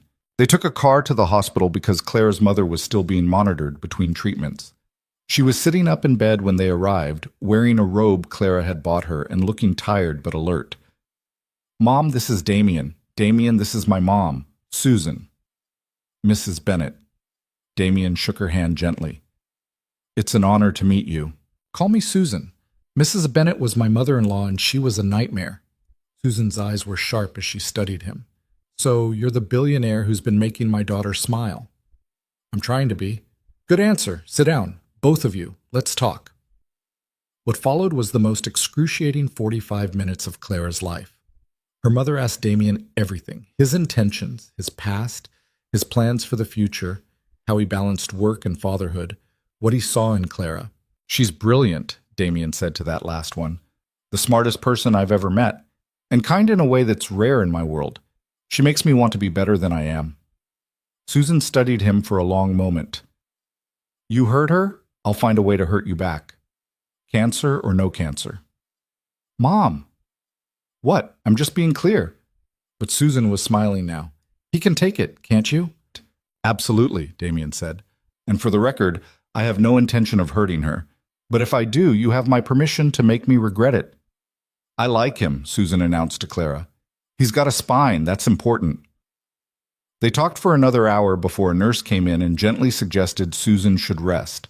Clara kissed her mother goodbye and promised to visit again on Sunday. In the car on the way back to Clara's apartment, Damien was quiet. You okay? Clara asked. Your mom's incredible. She liked you. That doesn't happen often. I was terrified she'd hate me. Clara laughed. Welcome to my world. I'm terrified Emma will hate me. She won't. He pulled her closer. But I understand the fear. They sat in comfortable silence for a few blocks before Clara spoke again. I think I'm ready. Ready for what? To meet Emma. If you think she's ready to meet me. Damien turned to look at her. You're sure? No. but I don't think I'll ever be completely sure. So maybe we just do it anyway and hope for the best. He kissed her temple. She's coming home Saturday. Want to come for breakfast? I was planning to make pancakes. You're obsessed with pancakes. They're a solid foundational food. He was grinning now. Is that a yes? Clara took a deep breath. Yes. Saturday morning arrived too fast. Clara stood outside Damien's building at 8 a.m., holding a stuffed octopus she'd spent an embarrassing amount of time picking out, wondering if this was the worst idea she'd ever had. Her phone buzzed. You can still back out if you need to. She looked up. Damien was standing in the window of his penthouse, phone to his ear, watching her. Clara hit call. I'm not backing out. Good, because Emma's been bouncing off the walls since I told her Miss Clara was coming for pancakes. What if she doesn't like me in person? Then we'll deal with it, together. His voice was steady, confident. Come up, Clara. I promise it'll be okay. She took the elevator to the top floor, the stuffed octopus tucked under her arm. Damien was waiting at the door. Deep breath, he said. I'm fine. You're shaking. I'm fine and shaking. Clara managed to smile. Where is she? Living room. Building another fort. He took her hand. Ready? No. Yes. Emma Vale was 7 years old with her father's blue eyes and dark hair pulled into a messy ponytail. She looked up when they walked in, and her face split into a huge grin. Miss Clara! Daddy said you were coming, but I didn't believe him because grown-ups lie sometimes, but not about pancakes. Clara laughed, the tension in her chest easing slightly. Hi, Emma. I brought you something. She held out the octopus. Emma's eyes went huge. An octopus! Octopi have 3 hearts and blue blood, and they're super smart. She hugged the stuffed animal. What's its name? I don't know. I thought maybe you should name it. Emma considered this very seriously. Dr. Tentacles, because I'm going to be a marine biologist, and he can be my assistant. Perfect name. Clara glanced at Damien, who was watching them with an expression she couldn't quite read. Can Miss Clara help with the fort? Emma asked. If she wants to. I definitely want to, Clara said. She spent the next hour building a blanket fort with a 7-year-old who had very specific engineering requirements and strong opinions about pillow placement. Damien made pancakes and brought them plates they ate inside the fort because Emma declared it was way more fun. Do you like my daddy? Emma asked suddenly, through a mouthful of pancake. Clara nearly choked on her orange juice. Yes, I do. Good. He needs someone to like him because he's lonely sometimes, I can tell. Emma said it matter-of-factly, like she was discussing the weather. Are you going to be his girlfriend? Clara looked at Damien, who had frozen with his fork halfway to his mouth. Would that be okay with you? Clara asked carefully. If I was. Emma thought about it. Will you still remember my birthday? Always. And you'll still send unicorn stickers? As many as you want. Okay then, you can be his girlfriend. Emma took another bite of pancake. But no kissing at the table. That's gross. Damien laughed so hard he had to put his plate down. Clara felt something in her chest relax fully for the first time in weeks. Maybe this could actually work. Maybe they could actually be happy. Maybe, just maybe, she'd found somewhere she belonged. The next 3 months passed in a blur of stolen moments and careful navigation. Clara split her time between proving herself at Vale Industries, visiting her mother whose recovery continued to defy the odds, and building something real with Damien and Emma that felt more like a family every day. It should have been perfect. The problem was Manhattan's elite social circles didn't forgive easily, and they definitely didn't forget. Every charity event, every business dinner, every board meeting became a minefield of whispered conversations and pointed looks. Victoria Chen had gone quiet, which somehow felt more dangerous than her earlier hostility. Clara was reviewing quarterly projections in her office on a gray November afternoon when her phone rang. Unknown number. Clara Bennett? Ms. Bennett? This is Jennifer Walsh from the New York Chronicle. I'm working on a piece about workplace relationships in corporate America, and I'd love to get your perspective on your relationship with Damien Vale. Clara's blood went cold. I don't have any comment. Is it true you were his personal assistant before becoming VP? Some sources suggest the promotion was... Clara hung up. Her hands were shaking. The phone rang again. Different number. She let it go to voicemail, then another call. and another. By the time Damien appeared at her door 20 minutes later, Clara had 7 missed calls from various media outlets and a text from her mother asking if she'd seen the gossip websites. "Don't look at them," Damien said immediately. "Too late." Clara turned her laptop around. The headline screamed, "From secretary to executive, the Damien Vale love story or corporate scandal." The article was brutal. It questioned Clara's qualifications, implied the promotion was payment for services rendered, and included quotes from anonymous Vale Industries employees suggesting Clara had been pursuing Damien for years.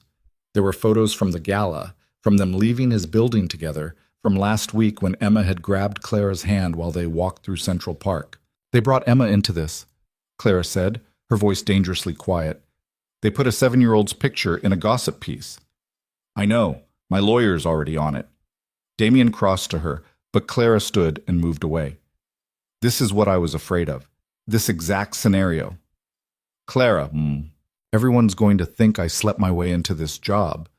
Everything I've built, every success my team has had, it's all going to be overshadowed by this narrative that I'm just the billionaire's girlfriend playing executive. The people who matter know the truth." "Do they?" Clara laughed, but it came out sharp. "Because I just had 3 reporters call me in 20 minutes. How many do you think called my team? How many are sitting outside this building right now waiting for a photo?" Damien's jaw tightened. "I'll handle this." "How? You can't uninvent gossip. You can't take back the fact that I was your assistant and now I'm your girlfriend.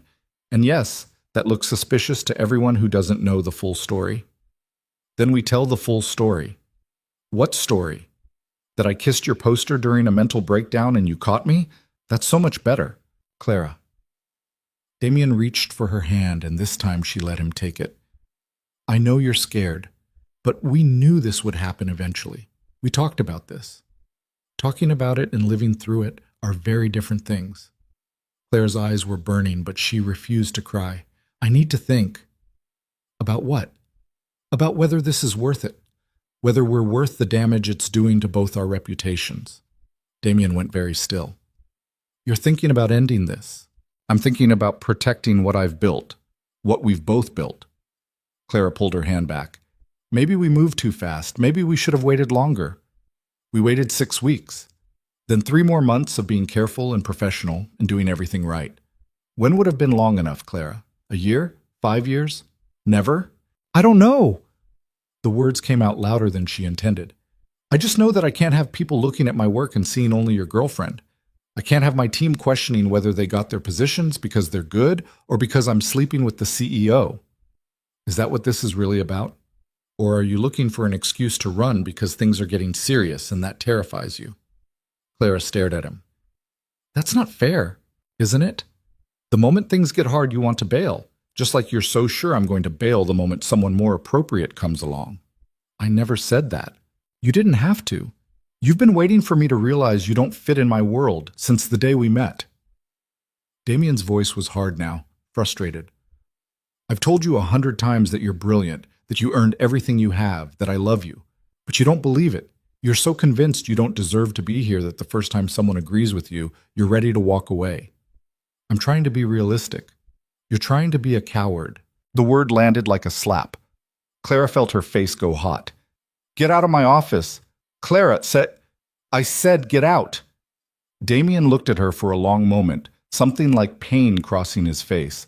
Then he turned and left, closing the door quietly behind him. Clara sat down hard in her chair and stared at the article still open on her laptop. The photos of her and Damien looking happy. Emma's smile. The life she'd started to believe might actually be hers. Her phone buzzed. A text from Marcus. "There are photographers outside. Want me to call building security?" Clara closed her laptop. She couldn't think here, not with reporters circling and the walls closing in. She left through the service entrance, head down, and took the subway home to Queens. To her tiny studio apartment that suddenly felt safe, because it was hers, and nobody was questioning how she'd gotten it. Her mother called while Clara was sitting on her bed, still in her coat, staring at nothing. "I saw the article," Susan said without preamble. "Of course you did. Everyone's seen it. It's garbage. It's based on facts. I was his assistant. Now I'm his girlfriend and a VP. That progression looks suspicious. Only to people who don't know you." Her mother's voice was firm. Clara, you've worked harder than anyone I know. You earned that promotion. The fact that you also fell in love with your boss doesn't change your qualifications. Everyone thinks it does. Who's everyone? Some reporter looking for clicks? Victoria Chen, who's been trying to get Damien's attention for years? Random internet strangers? Susan paused. Or is this about you? About what you think you deserve? Clara closed her eyes. We had a fight. He called me a coward. Are you being one? Mom, I'm serious. Are you running because things got hard or because you're scared of being happy? I'm not scared of being happy. Yes, you are. You've been scared of it your whole life. Every time something good happens, you wait for it to fall apart. Susan's voice gentled. Baby, you're allowed to have good things. You're allowed to be successful and in love and happy. Those things aren't mutually exclusive. What if I lose everything? What if you don't? What if you fight for it instead? Her mother sighed. I'm going to tell you something I should have said a long time ago. When your father left, I convinced myself I was better off alone. That love wasn't worth the risk of being hurt again. I spent 20 years protecting myself from disappointment. You know what I got? 20 years of being safe and lonely. Don't make my mistakes, Clara. They talked for another hour before hanging up. Clara sat in her apartment until the sun set and the city lights came on, thinking about everything her mother had said. Her phone buzzed. Not Damien. Patricia. Mr. Vale is in his office, refusing to leave or speak to anyone. Thought you should know. Clara stared at the message. She could ignore it. Go to bed. Deal with everything tomorrow. Instead, she got up, put her coat back on, and headed to the subway. Vale Industries was dark except for the executive floor. Clara used her key card and took the elevator up, her heart hammering. Damien's office light was on. He was sitting at his desk, still in his suit, staring at his computer screen with an expression that made Clara's chest ache. She knocked softly on the doorframe. Damien looked up, surprise, and something else flickering across his face. Clara. Patricia tattled. I'll fire her. No, you won't. She's the only person keeping you functional. Clara stepped into the office. Can we talk? I thought you wanted me to leave you alone. I wanted space to think. Clara moved closer. I'm done thinking. And? And you were right. I was being a coward. The admission hurt but felt necessary. I was looking for an excuse to run before you could leave first. Damien leaned back in his chair. I'm not leaving. I know. Logically, I know that. But there's this voice in my head that keeps saying I'm not enough. That eventually you'll wake up and realize you could have anyone. Why would you choose me? Because I don't want anyone else. I want you. He stood and crossed to her. Clara, I've had anyone. I've dated models and socialites and women who looked perfect on paper. You know what they all had in common? None of them were you. None of them made me laugh. None of them called me out when I was being an ass. None of them made me want to be better. I'm terrified, Clara whispered. So am I. He took her hands. I'm terrified I'm going to screw this up, that I'm going to prioritize work over you, and you'll realize you deserve better, that Emma will get hurt if this doesn't work out. I'm terrified every single day. Then why are we doing this? Because I'd rather be terrified with you than safe without you. Damien pulled her closer. And because when I imagine my future, you're in it. You and Emma eating pancakes in blanket forts. You arguing with me about terrible movies. You beside me at business dinners, making everything bearable. That's what I want. Not some sanitized version that looks good in photographs. You, exactly as you are. Clara's eyes were wet. The article said terrible things. The article is wrong, and my lawyer's making sure they print a retraction. He wiped a tear off her cheek. But even if they don't, even if people talk, I don't care. Let them. We know the truth. What if it hurts your company? Then we'll deal with it together. Damien rested his forehead against hers. I'm not sacrificing you to protect my reputation. That's not who I want to be. Clara kissed him, soft and desperate, and full of everything she couldn't say out loud. He kissed her back like he'd been waiting for permission. When they finally broke apart, Clara said, I love you. I should have said it before. I love you, and it terrifies me, but I love you anyway. I love you too, even when you're being a coward. Especially then, apparently.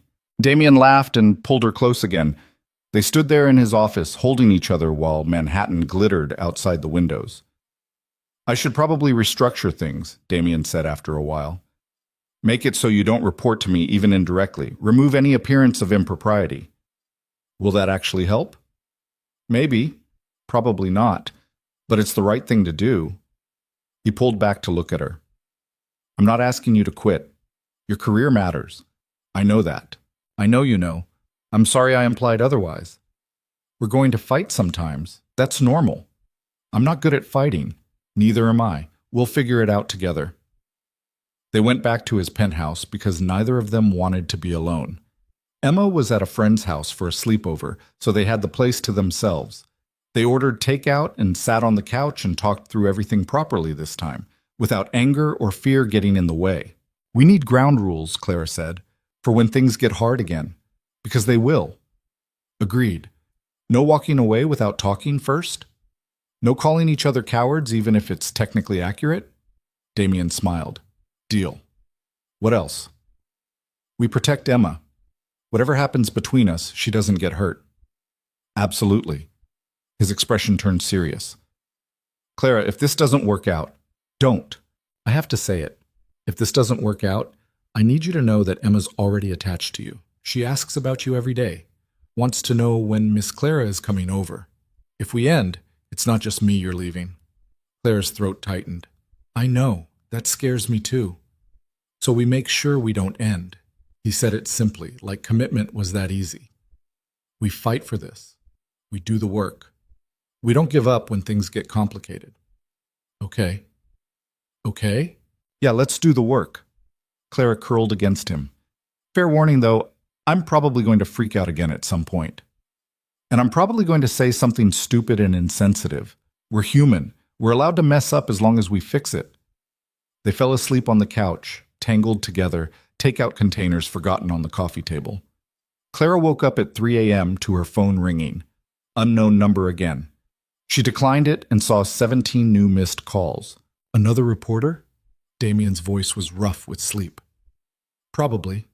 Clara scrolled through her notifications. This is going to keep happening, isn't it? For a while. Then they'll find someone else to harass.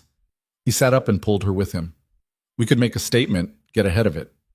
Saying what? That we're together. That your promotion was merit-based and approved by the board before we started dating. That we expect privacy. Damien ran a hand through his hair. It won't stop the gossip completely, but it might slow it down. Clara thought about it. About hiding versus standing up and claiming what they had. Okay, let's do it. The statement went out the next morning through Vail Industries' PR team. It was brief and professional and confirmed what everyone already suspected. The internet predictably lost its mind. But something unexpected happened too. Support started trickling in. Junior employees who'd worked with Clara sent messages saying she was the best boss they'd ever had. Clients praised her strategic thinking. Even a few board members made statements backing her promotion as purely professional. Looks like you have fans, Damien said, showing her his phone where her team had posted a group photo with the caption, Best VP Ever. Earned, not given. Clara's eyes got wet. Marcus organized this, didn't he? Probably. He's protective of you. I need to give him a raise. Done. The media attention didn't disappear, but it shifted. Instead of questioning Clara's qualifications, articles started focusing on the love story angle, the assistant who caught the billionaire's eye, the single father who found love again. It was still invasive and annoying, but at least it wasn't cruel. 2 weeks later, Clara was working late when Victoria Chen appeared in her doorway. Can we talk? Clara gestured to the chair across from her desk. Sure.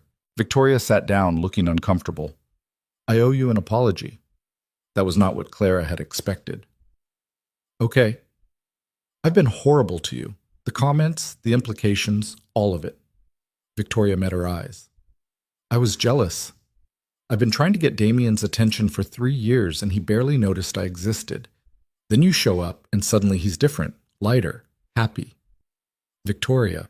Let me finish. I convinced myself you'd slept your way into the promotion because it was easier than admitting you're just better at the job than I am. Victoria's voice was quiet now. I've seen your work. The Henderson merger, the department restructure, all of it.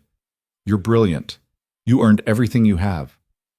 Clara didn't know what to say. I'm not asking for forgiveness, Victoria continued. I just wanted you to know I was wrong, and I told the Chronicle reporter that. It's on record now. She stood to leave, then paused at the door. For what it's worth, I hope it works out with you two. He looks at you like you're the only person in the room. That's rare. Victoria left before Clara could respond. Clara sat there for a long moment, processing what had just happened. Her phone buzzed. Damien. Dinner at home? Emma wants to show you her science project. What kind of science project? Something involving slime and glitter. The kitchen is a disaster. Be there in 20. Clara packed up her things and headed out, ignoring the few remaining photographers who'd learned her schedule. She stopped at a bodega to grab flowers for Emma's project and chocolate for Damien because he'd been stress-eating since the media circus started. The penthouse was exactly the disaster Damien had described. Emma had glitter in her hair and slime on her shirt, and the biggest smile Clara had ever seen. Miss Clara, look what I made! She held up something that might have been a model of a cell or possibly an octopus. Clara honestly couldn't tell. It's amazing. What is it? A jellyfish. See, this is the bell, and these are the tentacles, and the glitter is bioluminescence. That's so cool. Clara crouched down to Emma's level. Can you tell me more about bioluminescence? Emma launched into an explanation that was surprisingly detailed for a 7-year-old. Damien watched them from the kitchen, wearing an apron that said Dad Joke Loading, and looking at Clara like she'd hung the moon. They had dinner in the chaos of Emma's science project, ordered pizza because nobody felt like cooking, and watched a documentary about octopi because Emma had declared it research for Dr. Tentacles. After Emma went to bed, Clara and Damien cleaned up the kitchen together. She really loves you, Damien said, scraping glitter off the counter. I really love her. Clara smiled. She's incredible. You did good. We did good. Her mom would be proud of who she's becoming. He said it without sadness, just simple truth. I think she'd like you too. Clara looked at him. You never talk about her. Sarah? There's not much to say that people don't already know from articles. Damien was quiet for a moment. We were young when we met, both building our careers, both ambitious. We had a good marriage, but it wasn't this grand love story everyone wants it to be. We were partners, friends, parents to Emma. Do you miss her? Sometimes. Mostly, I miss having someone to share the parenting with. Someone who understood Emma the way I do. He turned to face Clara fully. But I don't miss being in love, because what I feel for you is completely different, bigger, scarier, more real. Clara set down the dish she was holding and kissed him. I'm glad I kissed your poster. Me too. Best malfunction of office equipment ever. It wasn't equipment, it was a poster. Semantics. They finished cleaning and migrated to the couch, where they'd spent so many evenings over the past months. Clara curled against Damien's side, feeling settled in a way she never had before. Can I ask you something? Damien said. Always. Move in with me. Clara sat up. What? Move in. You and your mom if she needs care. Or just you if she's doing well enough to stay in her place. But either way, I want you here. Every morning, every night, not just the evenings when we can coordinate schedules. Damien, that's huge. I know, and if it's too fast, we can wait, but Clara, I'm 32 years old and I've already wasted 2 years not being with you. I don't want to waste any more time. Clara thought about her studio apartment in Queens, about the subway rides and the distance and coming home to an empty space every night. Then she thought about mornings with Emma and Damien, about blanket forts and terrible movies and being part of something bigger than herself. Okay. Okay? Yeah, let's do it, Clara smiled. But I'm keeping my apartment for a while, just in case.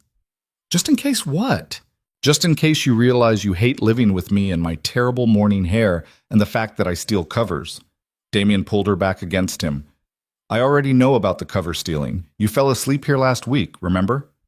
And you're still asking me to move in? I'm a risk taker. It's how I made my fortune. Clara laughed and kissed him, and thought about how far they'd come from that night in the lobby. From a poster kiss and a fainting spell, to this, to home. Her phone buzzed. A text from her mother. Saw the statement. Proud of you for fighting for what you want. Love you, Clara Bear. Clara showed Damien the message. Your mom's the best, he said. She really is. She wants to meet Emma. We should set that up. Maybe Sunday brunch? You're really going all in on this. Absolutely. If we're doing this, we're doing it right. Damien kissed the top of her head. No more hiding, no more doubting, just us figuring it out together. Together, Clara echoed, and let herself believe it might actually work. The next few weeks were a whirlwind of logistics and emotions. Clara started moving her things into the penthouse slowly, box by box, while Emma supervised and had opinions about where everything should go. Miss Clara's books should go next to Daddy's because then they can be friends, Emma declared, arranging Clara's architecture textbooks next to Damien's business books with great seriousness. Her mother met Emma on a Sunday that felt like the collision of Clara's two worlds. She'd been terrified they wouldn't get along, but within 5 minutes, Susan and Emma were conspiring about something involving Sparkles and Clara's upcoming birthday. Your mom's cool, Emma told Clara later. She knows all the good swear words. Emma. What? She said she'd teach me when I'm older. That's responsible. Damien just laughed and pulled Clara into his arms. Welcome to my world, where 7-year-olds negotiate future swearing privileges. Work settled into a new rhythm, too. The reorganization meant Clara now reported to the CFO instead of Damien, which helped quiet some of the gossip. Her team continued to excel, the Henderson merger closed successfully, and she started getting headhunted by other companies impressed with her track record. You should take the Goldman offer, Damien said one night after she'd mentioned it. Clara stared at him. What? The VP position at Goldman. It's a good opportunity.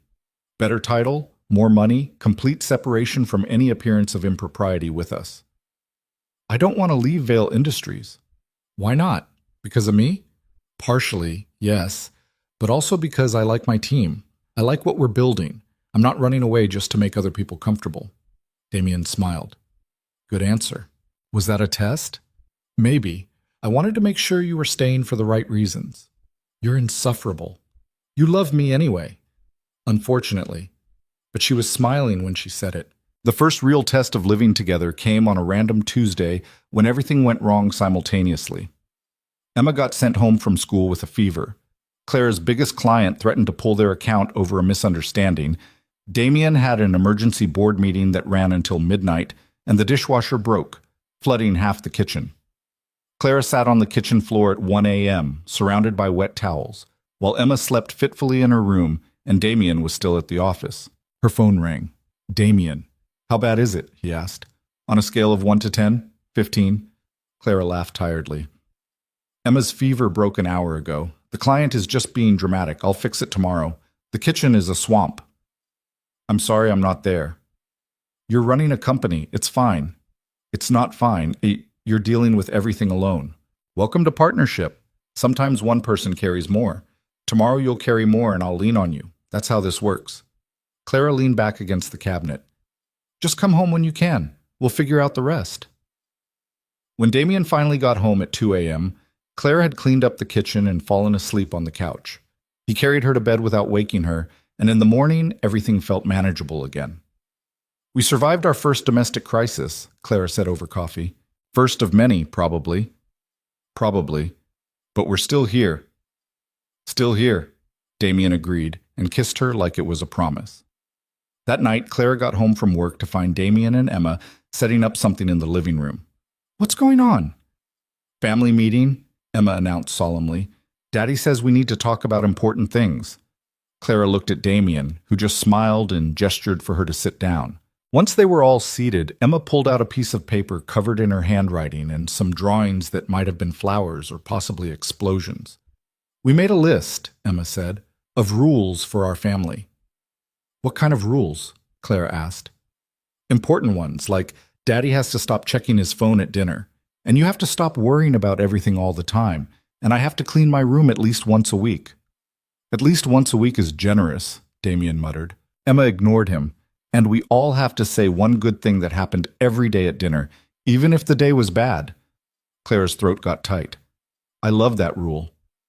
And one more. Emma looked between them seriously. You guys can't break up because you make each other happy and you make me happy, and that's the most important thing. Emma, Damien started. I know grown-ups can't promise forever, Emma interrupted. But you can promise to try really hard, right? Clara looked at this 7-year-old who'd somehow become hers and felt her heart crack open. We promise to try really hard. Really, really hard, Damien added, taking Clara's hand. Okay, good. Emma seemed satisfied. Now, can we have ice cream? Family meetings should have ice cream. They had ice cream and talked about their days, and Clara thought about how this had become her life. This chaotic, messy, beautiful thing that she'd never planned for but couldn't imagine living without. Later, after Emma was in bed, Damien pulled Clara onto the balcony. Manhattan spread out below them, endless and glittering. That was her idea, he said. The family meeting. She's been planning it for weeks. She's incredible. She is, and she's terrified we're going to break up because every family she knows at school is divorced or separated. Damien pulled Clara closer. I told her you're not going anywhere. Was I right to promise that? Clara thought about everything that had happened. The poster kiss, the fights, the media circus, the daily choice to stay and build something real. Yeah, she said. You were right. 6 months after Clara moved in, she woke up to Emma jumping on the bed at 6 a.m. Miss Clara. Miss Clara. It's Saturday and Daddy said we can make waffles and go to the aquarium and I get to show you the jellyfish exhibit. Clara groaned and pulled a pillow over her face. Damien, already awake because the man was apparently part robot, laughed from the doorway. Emma, we talked about this. Saturday is Miss Clara's sleep-in day. But the aquarium opens at 9 and we need to get there early before all the good kids take the interactive touch tanks. There are no good kids, Clara mumbled into her pillow. They're all equally terrible at hogging touch tanks. Emma giggled and flopped down next to Clara. You're funny when you're sleepy. I'm hilarious. Now go away for 30 more minutes. 20 minutes? 25. Deal! Emma scrambled off the bed and ran out, presumably to destroy the kitchen in preparation for waffles. Damien sat on the edge of the bed. Sorry, I told her to wait until 7. It's fine. I love her enthusiasm even when it's assaulting my Saturday morning. Clara sat up, her hair doing something gravity-defying. Aquarium, huh? She's been planning this all week. Apparently there's a new exhibit about deep-sea creatures and she needs to take notes for a school project. She's 7. What kind of school assigns projects that need aquarium research? The expensive kind we're paying too much for. Damien leaned over and kissed her. Morning? Morning yourself. Clara stretched. I should probably look human before we go anywhere public. You look perfect. I look like I stuck my finger in an electrical socket. Perfect, Damien repeated, grinning. The aquarium was packed with kids and stressed parents and Emma in full marine biologist mode. She dragged Clara from exhibit to exhibit, explaining the difference between cephalopods and cyanidarians with the kind of passion usually reserved for people who'd spent decades studying marine biology, not second graders who'd read a lot of library books. Did you know octopi can change color in less than a second? Emma said, pressed against the glass of the octopus tank. And they have 3 hearts and blue blood, and they're really smart, like smarter than most people. Smarter than me, definitely, Clara agreed. Not smarter than you. You're the smartest person I know, except maybe Daddy, and he doesn't count because he's old. I'm 32, Damien protested from where he was taking photos of them. Old, Emma and Clara said together, then dissolved into giggles. They spent 4 hours at the aquarium before Emma finally ran out of energy. On the cab ride home, she fell asleep against Clara's shoulder, her notebook full of jellyfish drawings clutched in her hand. She's exhausted, Clara said softly. She always crashes hard after the aquarium. Too much excitement. Damien was watching them with that expression he got sometimes, the one that made Clara's chest tight. You're good with her. She makes it easy. No, you make it look easy. There's a difference. He took Clara's free hand. I never thought I'd find this again. This whole family thing. I'd resigned myself to it being just me and Emma. And now you're stuck with me too. Best decision I ever made. Well, second best. First was Emma. You're a close second. I'll take it. That night, after Emma was in bed and they'd cleaned up the disaster zone that happened whenever a 7-year-old tried to cook, Clara's phone rang. Her mother. Hey, Mom, how was your day? Good. Better than good, actually. I got the results from my latest scan. Clara's stomach dropped. And? Still in remission. Dr. Martinez says if we make it to the 1 year mark with clean scans, we can start talking about me being cancer-free. Clara sat down hard on the couch. Mom, that's incredible. It is. And Clara, I've been thinking, I want to sell the house. What? Why? Because it's too big for just me and it has too many memories of being sick. I want something smaller. Maybe one of those new condos near the park. Something with an elevator so when I'm old and decrepit, I don't have to climb stairs. You're not old and decrepit. Not yet. But I'm planning ahead. Susan's voice was light, happy in a way Clara hadn't heard in years. And I was thinking, with the money from the house, maybe I could help you with something. Mom, you don't need to... Hear me out. You mentioned once that you wanted to finish your architecture degree. What if you did that? Not full-time, just a class or two. Finish what you started. Clara felt her eyes burn.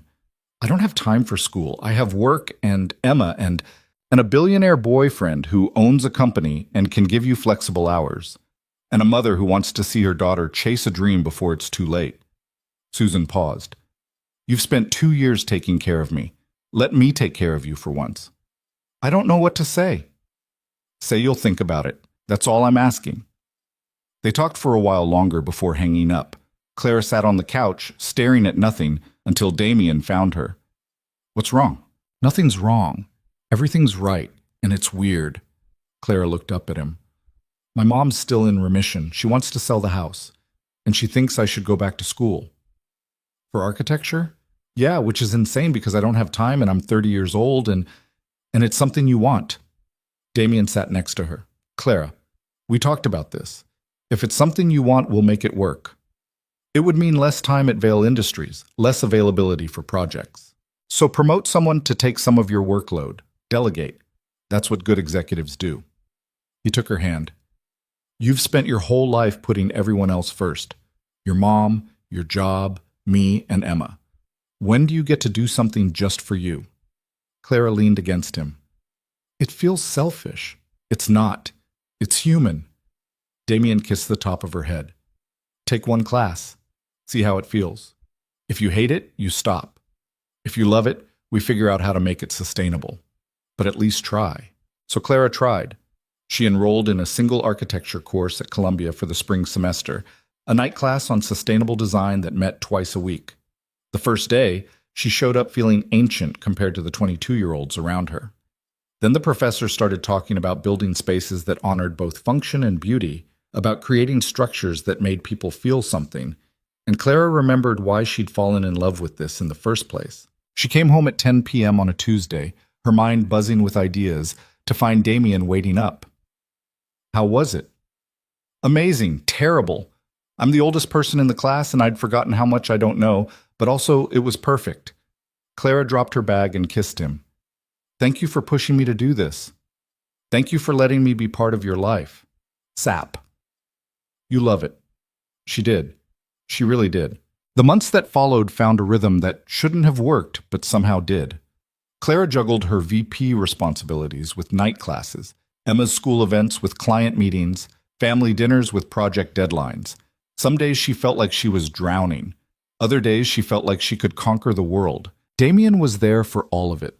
The late nights when she cursed architectural drafting, the small victories when a design finally clicked, the moments when she wondered what she'd been thinking, trying to do everything at once. You're allowed to struggle, he told her one particularly rough Thursday when she'd missed Emma's school play rehearsal because of an emergency client meeting. You're allowed to mess up. That's part of being human. I hate messing up. I know. But Emma's not mad. I recorded the whole rehearsal on my phone and she performed it again just for you when we got home. Claire's eyes filled. She did? Complete with costume changes and improvised songs. It was a whole production. Damien pulled her close. You're doing great. Not perfect, but great. And that's more than enough. It was a Friday in late April when everything shifted again.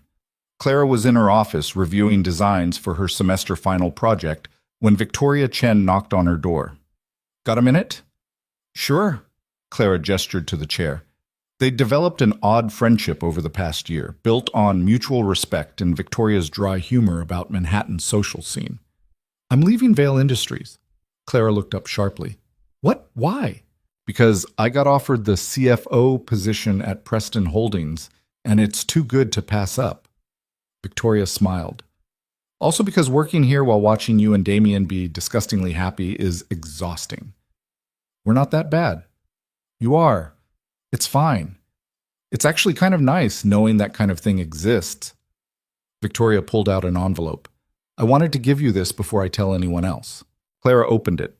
A letter of recommendation, glowing and specific, detailing every success Clara had achieved. Victoria, Don't. I was terrible to you. This is the least I can do. She stood. For what it's worth, you've made me reconsider some things. About what matters. About building a life versus building a resume. Are you getting philosophical on me? Maybe. Don't tell anyone. It'll ruin my reputation. Victoria headed for the door, then turned back. He's lucky to have you. You both are. Don't forget that on the days when it feels hard. After she left, Clara sat with the letter for a long time, thinking about how far they'd all come, how people changed, how Grace worked. That night at dinner, Emma made her announcement. I need to talk to you guys about something serious. Damien and Clara exchanged glances. Emma's serious talks usually involved elaborate requests for pets or later bedtimes. Okay, Damien said carefully. What's up? I think it's weird that Miss Clara still has the miss part. Emma pushed her broccoli around her plate. Like, she lives here and she's basically my mom, and everyone at school asks why I call her Miss Clara instead of just Clara or Mom. Clara's heart stopped. She looked at Damien, who looked as surprised as she felt. Emma, Clara started. I'm not saying you have to be called Mom if you don't want to, Emma continued quickly. But maybe just Clara? Without the miss? Because we're family, and family doesn't need the miss part. Clara had to set her fork down because her hands were shaking. Emma, I would love it if you called me just Clara. Really? Really? Cool. Emma went back to eating like she hadn't just fundamentally changed their relationship with a single dinner conversation. Later, when Emma was in bed, Damien found Clara on the balcony. You okay? She called me basically her mom. Clara's voice cracked. Damien, she thinks of me as her mom. Of course she does. You've been here every day for almost a year. You help with homework and school projects and bad days. You're at every doctor's appointment and parent-teacher conference. What else would you be? I'm not trying to replace her actual mom. You're not. Sarah will always be her mother. But Clara? He turned her to face him. You're her mom, too. That's allowed. Love doesn't have a capacity limit. Clara kissed him, tasting salt from tears she hadn't realized were falling. I love you both so much it scares me. Good. I'd be worried if you weren't a little scared. Damien pulled back, his expression shifting to something nervous. Speaking of scary things. Oh no, what did you do? Nothing bad. At least I hope it's not bad. He reached into his pocket and pulled out a small velvet box. Clara stopped breathing. I had this whole plan, Damien said, talking fast. I was going to take you to the diner, propose where we had our first real date, make it perfect and romantic, and all the things you deserve. But then Emma called you basically her mom, and you cried. And I realized I don't want to wait anymore. He opened the box. The ring was simple, elegant, a single diamond that caught the city lights. Clara Rosemary Bennett, you kissed my poster during a mental breakdown, and somehow that was the best thing that ever happened to me. You challenge me and frustrate me and make me laugh and make me want to be better. You love my daughter like she's yours.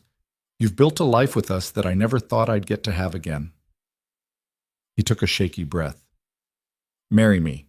Not because it makes sense or looks good or fits some narrative. Marry me because you love us and we love you, and that's all that matters. Clara was fully crying now, not even trying to stop. You planned to propose at the diner. I did. That's so stupid. I know. I love it. She laughed through the tears. Yes. Obviously, yes. Damien slid the ring on her finger with shaking hands, then kissed her like they hadn't just gotten engaged on a random Friday night on their balcony wearing sweatpants. Should we tell Emma? Clara asked when they finally broke apart. Probably. She'll be furious if we wait. They woke Emma up, breaking their own rule about bedtime being sacred. She took one look at Clara's hand and screamed loud enough to wake the entire building. "You're getting married! You're going to be my actual real mom!" "I'm going to be your actual real stepmom," Clara corrected gently. "Same thing. Can I be the flower girl? Can I wear a fancy dress? Can Dr. Tentacles come to the wedding?" Yes, and we'll discuss the octopus later. Damien was laughing, trying to contain Emma's excitement and failing completely. They ended up having an impromptu celebration at midnight, eating ice cream straight from the container, while Emma planned an elaborate wedding that involved underwater themes and at least 17 flower girls.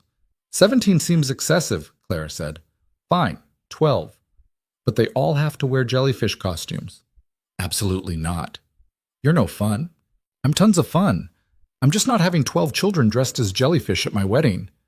Damien watched them negotiate, his expression soft.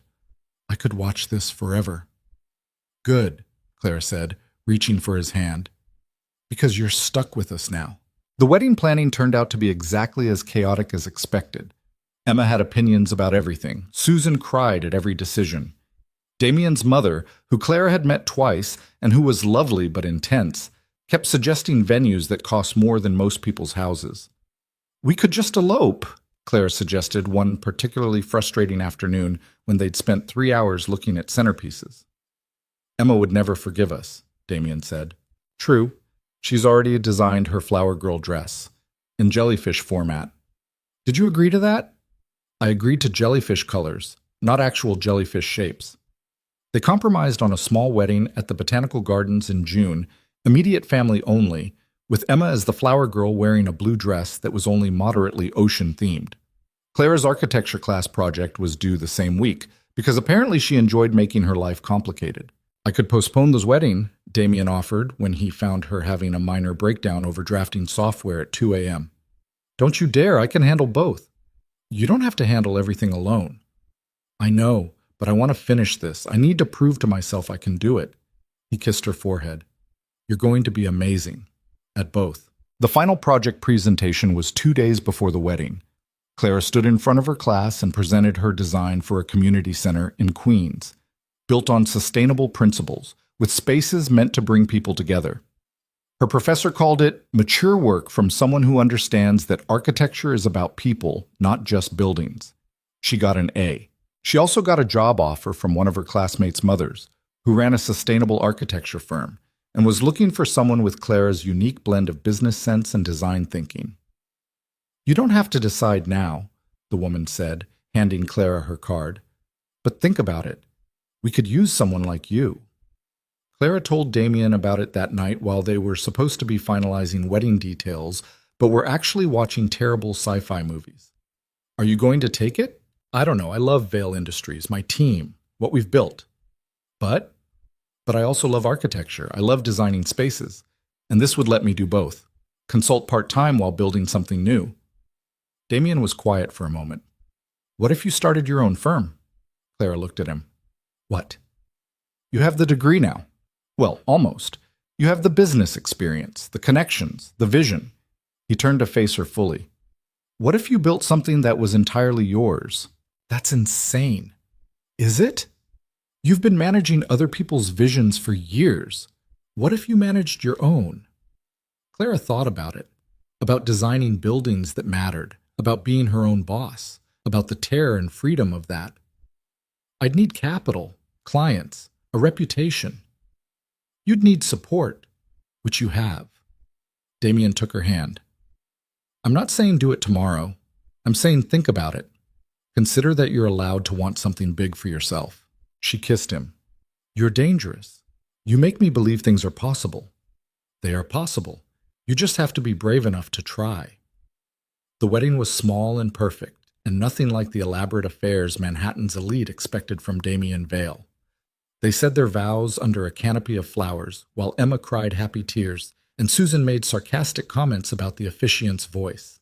Damien's mother actually smiled, which everyone agreed was basically a miracle. I take you, Clara Rosemary Bennett, Damien said, his voice steady despite the emotion in his eyes, to be my wife, my partner, the person who makes me laugh and challenges me and loves my daughter like her own. I promise to support your dreams, even the scary ones. I promise to be honest when it's hard. I promise to try really, really hard every single day. Clara's vows were shorter because she was crying too hard to get through the elaborate speech she'd prepared. I take you, Damien Vale. I promise to keep calling you out when you're being an ass. I promise to love Emma with everything I have. I promise to be brave when it counts. And I promise that this is real and forever and I'm not running anywhere. When they kissed, Emma cheered so loud several people jumped. The reception was in Damien's penthouse, which they decorated with Emma's help. There were exactly 0 jellyfish, but there were flowers everywhere and terrible music and dancing that would never make it to social media because they'd banned phones. Mrs. Vale, Damien said, pulling Clara close for a slow dance. That's going to take getting used to. You could keep Bennett. I could, but I like the sound of Clara Vale. She smiled. It sounds like someone who knows what she wants. And what do you want? Clara looked around at their chosen family. Emma teaching Susan some complicated dance move. Patricia actually laughing at something Damien's mother said. Marcus and the rest of her team arguing about sports in the corner. This life they'd built from a poster kiss and a lot of courage. This, she said simply, all of this. 3 months after the wedding, Clara officially left Vale Industries to start her own firm. Bennett Vale Architecture, specializing in sustainable community spaces. Damien invested, but she insisted on being the majority owner. Her first project was a community center in Queens, not far from where she'd grown up. Emma started 3rd grade and announced she wanted to be an architect now instead of a marine biologist. Or maybe both, she said seriously. I can decide later. Susan moved into her condo and started volunteering at the hospital, talking to newly diagnosed cancer patients about hope and survival. She hit the 1-year remission mark in October and cried for an hour straight. Victoria sent a Christmas card from Preston Holdings with a photo of her and her new girlfriend, a lawyer who apparently made terrible puns and didn't care about money.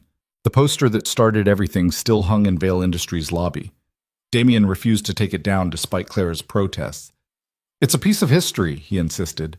It's embarrassing. It's proof that sometimes the best things in life come from our worst moments. On their first anniversary, they went back to the diner on 53rd Street. Same booth, same terrible coffee, same pancakes. Remember when you thought I'd fire you for kissing my poster? Damien said. Remember when you were too emotionally constipated to admit you liked me?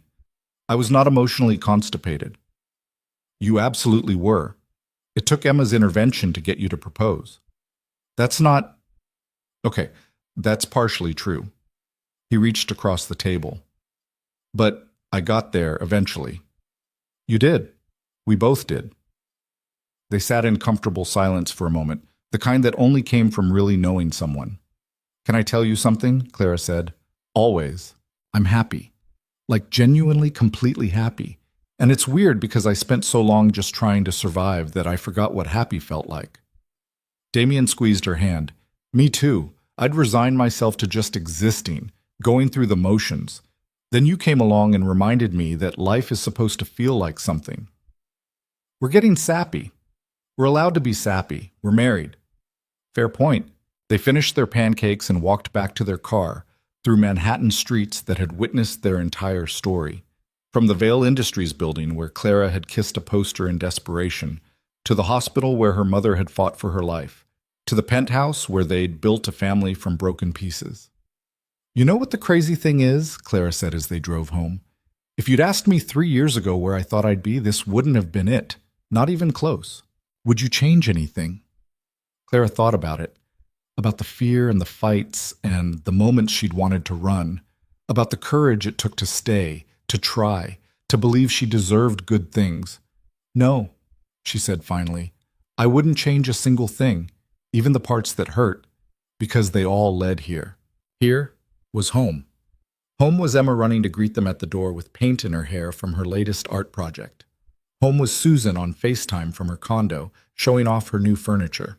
Home was Damien pulling Clara close while Emma told them about her day, the 3 of them tangled together on the couch, like they'd always been this way.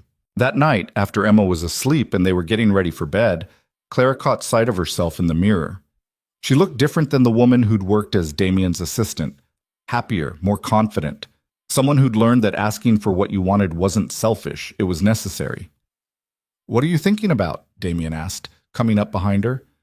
How far we've come, how lucky we got. Luck had nothing to do with it. You were brave. You kissed the poster. Clara laughed. That was not brave. That was a mental breakdown. Potato, potato. He wrapped his arms around her waist. The point is, you took a chance. On me. On us. On believing this could work. We both took chances. Yeah, we did. He kissed her neck. Best risk I ever took. Even better than cheese cryptocurrency? Infinitely better than cheddar chain. They stood there for a moment, reflected in the mirror, two people who'd found each other in the least likely way possible. Who'd fought for what they had. Who'd learned that perfect was overrated and real was better. Emma asked me something today, Damien said quietly. What? She asked if we were going to have a baby. A brother or sister for her. Clara turned in his arms. What did you tell her? That it was something we'd need to discuss together. That it wasn't just up to me. He paused. What do you think? Clara thought about it, about their already chaotic life, about whether she had room for more, about whether she wanted it. I think, she said slowly, that I'm not sure, but I'm not saying no. Just not yet. Not yet is good. Not yet means maybe later. Maybe later, Clara agreed, when Bennett Vale architecture is more established, when Emma's a little older, when we've been married more than 3 months. So you're saying there's a chance. There's always a chance. That's what you taught me. She kissed him. That taking chances is how you build a life worth living. They went to bed tangled together, talking about possibilities and dreams and the future they were building one day at a time. No guarantees. No perfect plans. Just two people who'd learned that love was less about finding someone who completed you and more about finding someone who inspired you to complete yourself. In the morning, Clara would wake up to Emma jumping on the bed again. She'd drink terrible coffee and review blueprints and argue with Damien about whether their next vacation should involve beaches or museums. She'd call her mother and have lunch with her team and come home to a family that chose each other every single day. But right now, in this moment, she was just Clara. Not the VP, not the architect, not even the wife or stepmother. Just Clara, who'd been brave enough to kiss a poster and fall in love with a billionaire, and believed that she deserved happiness. And that, she thought, as sleep pulled her under, was the real story. Not the poster or the romance or the fairy tale ending. The real story was about a woman who'd spent her whole life putting herself last and finally learned to put herself first. Who'd discovered that being selfish enough to chase your dreams didn't make you a bad person. It made you human.